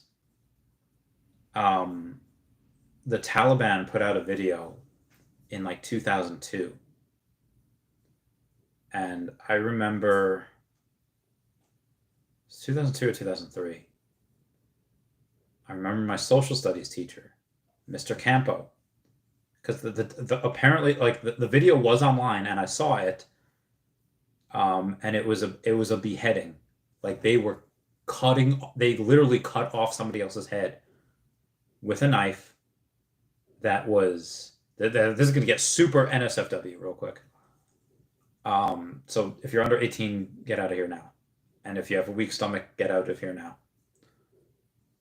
But the Taliban put out a video of cutting off an American's head, and it wasn't a clean thing with like a, it was like a, and the person was going, trying to gasp for air but couldn't get any, and there was blood squirting out of here. And even when they took off the head, it was like, blood squirting out everywhere. And I was like, at the time, I didn't know that was that. I thought like, a beheading, real beheading, because I was into like Lord of the Rings, I was into horror, I still am, still into crazy horror. And I was like, this is gonna be so cool. And my social studies teacher says like, listen guys, you're gonna go on the internet and you're able to find this video. And he told us, listen, I saw it. I saw that video that everyone's gonna want to go watch. And he says like, listen, I'm sorry I saw it. And Mr. Campbell, he wasn't this like random middle-aged like suburban nerd that just like never saw anything, never had anything bad happen. No, he was an Army veteran. Like he was a veteran who was in the Army, probably saw some stuff. And he said, I'm sorry I saw it. And he said like, just letting you guys know, no one can stop you. You're going to be able to see it if you want to see it. But I'm sorry that I saw it. I wish I hadn't. And I wish I would have listened. Because I thought like, nah, man, you're just like crazy. Like the new generation, we can handle this. You old folks, you can't handle that. But we can. And I saw it. And I was like, oh my God. Now I knew that I knew what was happening. Like I knew like before I went in, like I knew what was going to happen. But I was like, oh. At that moment, I know like it wasn't like a bad person, because years later, I think on like rotten.com or whatever, I saw a bad person getting his head cut off. I was like, good. Bad person. Head cut off. Good. But at the time when I was like 11, 12 years old, whatever, I was like, oh, this is actually like, no, like I do not like this. Like this is, and I thought about that like every now and then. I was just going to like, oh, I'll just picture it. So that is something that definitely traumatized me. Asaya says Trust Wallet, Womi, the rap told me says reading 0. Any other? Yeah, no, I for the Go OMI, the Go Chain OMI. It is. Oh, hi, kitty. Kitty. Everyone wants to see you. There we go. Let me go on. Oh yeah, I know. Look at my baby. So yeah, that has happened, Asaya. It is 0. I think Go OMI is also 0. You got to go to Bitforex or CoinGecko, and it'll show you the amounts that you want. It'll show you what it's worth. So yeah, moving on. Where was I? You watch veve Gem's video. His top 5 sets are something to look out for. I haven't seen his video, but that'd be good. Sinful Mama says, yeah, I heard that too. We talk about World War II German propaganda, and they learn about American dream propaganda. Now, again, fair point. There is a large amount of consumerism, and there's a lot of crazy stuff going on in the U.S., but I pretty much like it. Christopher Vasquez, the laces were in, the laces were out. Finkel, Einhorn. You're such a cute kitty. Come here. Sweep. You're not sleepy. Leo. Come here. Okay, he's not. He's so cute. When one says, when do you think MCP would be out? Hopefully Q2. If not Q2, definitely Q3. Sinful Mom says, we don't need physics, just memes. Me, a professional physicist. Memes are great. We love memes. Jesse Valley says, do you think Elsa will pass all-time high by end of year? Yes. Yes, I do. Even though she's not a princess, she's still one of the first. She's the first Disney female, I think, that came up. Come on. Come here. Oh, he's a little baby. Asaya says, it's a glitch, or is it something that'll keep showing? I don't know. I mean, I know right now, Trust Wallet is showing 0. And even my friend Mark has asked me a couple of times, like, so look, I'll read you what he texted me, and I'll read you what I texted him. To finish, no. Okay. Saying that I checked Bitforex but cannot find it. I'd like to transfer the OMI I have to the new OMI because he has Go 20 OMI, the Go Chain OMI. He says, I figured let's take this step now, one less one I want to sell. So be advised, if you want to go and put your Go OMI to ERC20 OMI, you have to send it over to Bitforex, and you have to pay a fee, a gas fee, to go and send it over to the ERC20 OMI to send back to your ERC20 wallet. Like just to send to your Trust Wallet in ERC20 OMI, you have to do that. And he says, how do I see the value now? I checked out Bitforex, but I don't see a OMI. Again, Bitforex or CoinGecko. I gave him the link to CoinGecko. So when you say that, is it a glitch for Trust Wallet? I don't know. It might be fixed. It might continue there forever. If you do want to see the value of your OMI, go to CoinGecko or Bitforex and check the price, and then multiply the price by how much OMI you have, and you'll see the value. Moving on. Simple says, oh, I just read that. Jesse Valley says, do you oh yeah, Elsa? Yeah, I definitely think by the end of the year. Sinful Mile says, you need an extremely sharp blade to behead. They probably did it wrong and had to hack away. Movies make it seem easy. Yeah, I think they did. I don't think the blade was really that crazy. I don't think it was that sharp. JP Trees says, damn, I just tuned in and wow. I saw your face. I saw your face and wow. And then I took a vow. We'd be together. All right. I say, but I seen that video. It's not good. Yeah. Yeah, that video was hardcore.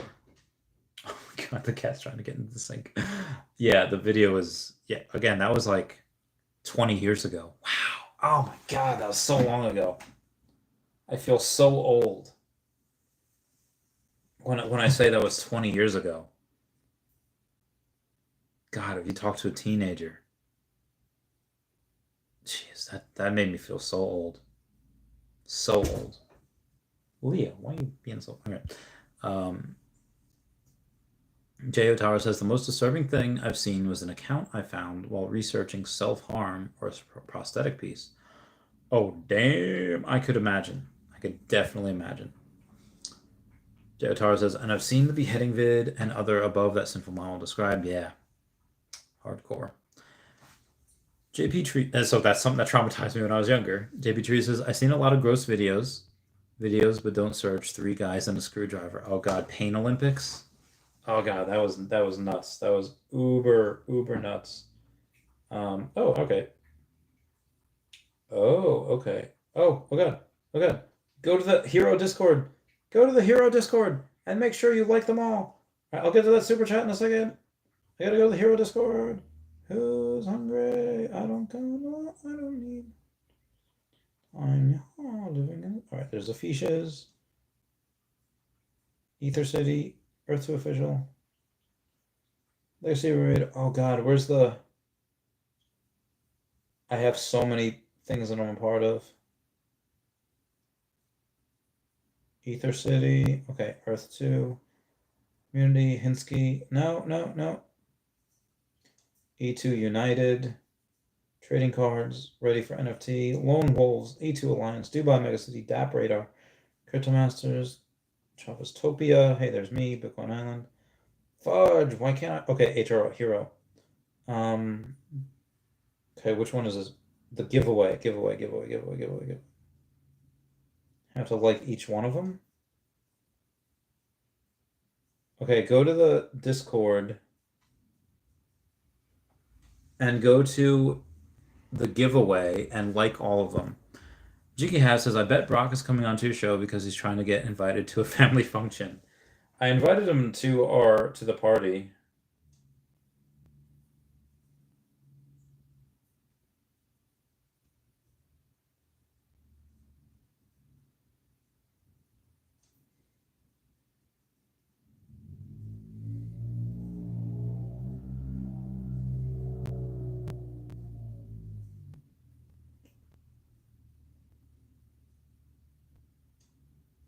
All right, so I liked all of these guys on the hero thing, and I'm going to hopefully get that giveaway.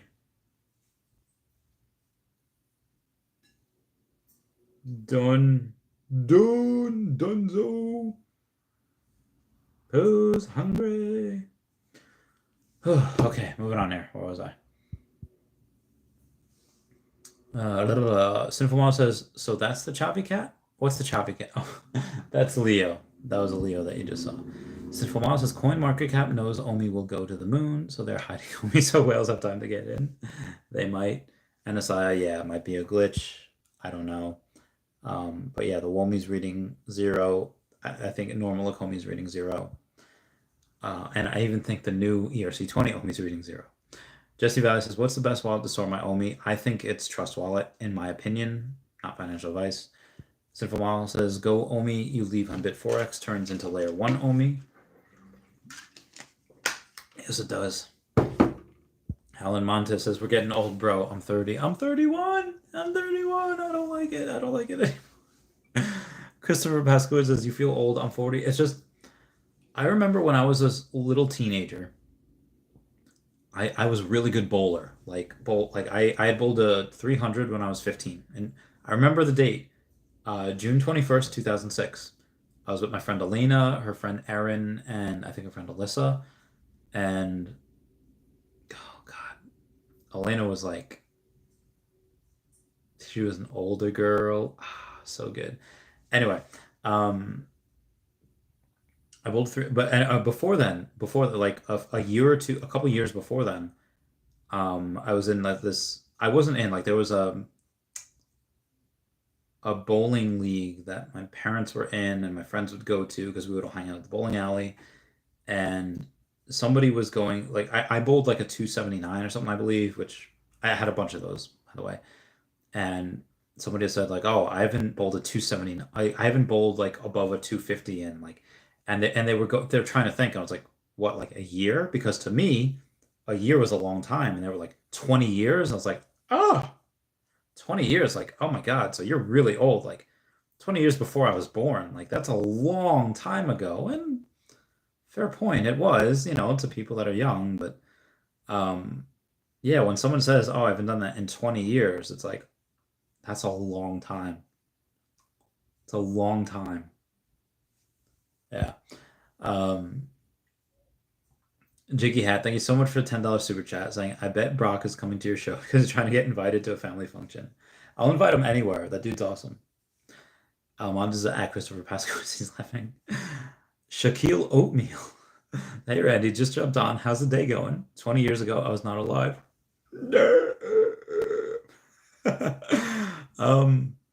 So day's going well. I've been live streaming for 3.5 hours. It is now Sunday. It is now midnight. Apologies to the girlfriend that's been patiently waiting for me for 3.5 hours.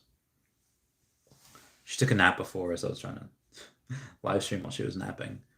I asked, like, "Hey, I'm gonna go live now." She's like, "Can you go live later?" It's like, "Okay." So we go and we cuddle. Wow, 20 years ago you weren't alive. 20 years ago, I wasn't like an adult. I was like 11, seeing like Lord of the Rings. Yeah. My 11th birthday was Lord of the Rings, I think, or maybe 12. I was seeing Lord of the Rings pretty much every year for my birthday because my birthday is in December. Mr. Planet Prophet, give me the fist, yeah. David Holden says it's 5 a.m. in Ireland. Heck it, time for a Chavez stream. Oi, I'm super glad you're with me, mate. Moving on here. Oh wow, Stephanie won a spot. Congrats, yo, Steph. Get that bread. Jay Hotaro says, "Let's go." Oh my God, Jay Hotaro did as well. Why am I not in this Discord? How do you guys know if you won a spot? Oh my God, it's Yo Steph, Gugu, Ember, Wheelnet, Super. Oh my God, these guys won a spot in the giveaway. I don't know why it's being really, but these are the people that won a spot in the giveaway. Oh my God. That's amazing. Straight fire. Congrats, guys. Good for you. I'm super happy for all of y'all. They won a whitelist giveaway. I'm super curious about what giveaways you won, but congrats, guys. That's amazing. Jay Otaro, give me those heart fires and yo, Steph. Andrew L says, "Congratulations, yo, Steph." Uma, everyone says, "You won a whitelist giveaway." Andrew L says, "Nice, Steph." Jay Otaro says, "Wait, what?" Yeah, you did, Jay. Sinful says, "What's the giveaway?" It's for Hero. It's for that particular Discord. Jay Otaro's mind is blown. Says, "Oh my God, oh my God." I'm very happy for you guys. Super happy. So guys, I've been streaming for about 3.5 hours. Vidimon says, "Randy, I won 3 drops today, 3 p.m. and 2 rebounds. I was worried VV would think I was a bot. I'm glad you got them." Those guys, I'm super happy for y'all. I hope to stream tomorrow, or I guess later today, because it's already Sunday where I am. Monday with Brock McBlockchain at 11 a.m. Eastern Standard Time. I love you guys. Please comment, like, and subscribe. Comments are good for the YouTube algorithm. Everyone say bye-bye to Ratty. Bye-bye, Ratty. Goodbye, guys. Meow, meow, meow, meow, meow. Thank you for the super chats. Shaquille Oatmeals, I have a good one. Gonna try and hope on the start. Hop and start. Bye. Meow, meow, meow, meow. I have the Common Collection on veve getting issues 6,800 to 7,000, 6,900 in between. 700, etc. is a good strategy. At Black Panther, Ghost Rider. I mean, it's good to stack in general. In the future, it's probably going to be worth money. But I don't know. I might save mine for other things. Jotaro says, "Amazing night, Randy. Thank you. Thank you all." Jotaro's laughing. Mr. Planet Prophet, the fire and the hearts and the hearts. I love you guys. Goodbye. Meow, meow, meow.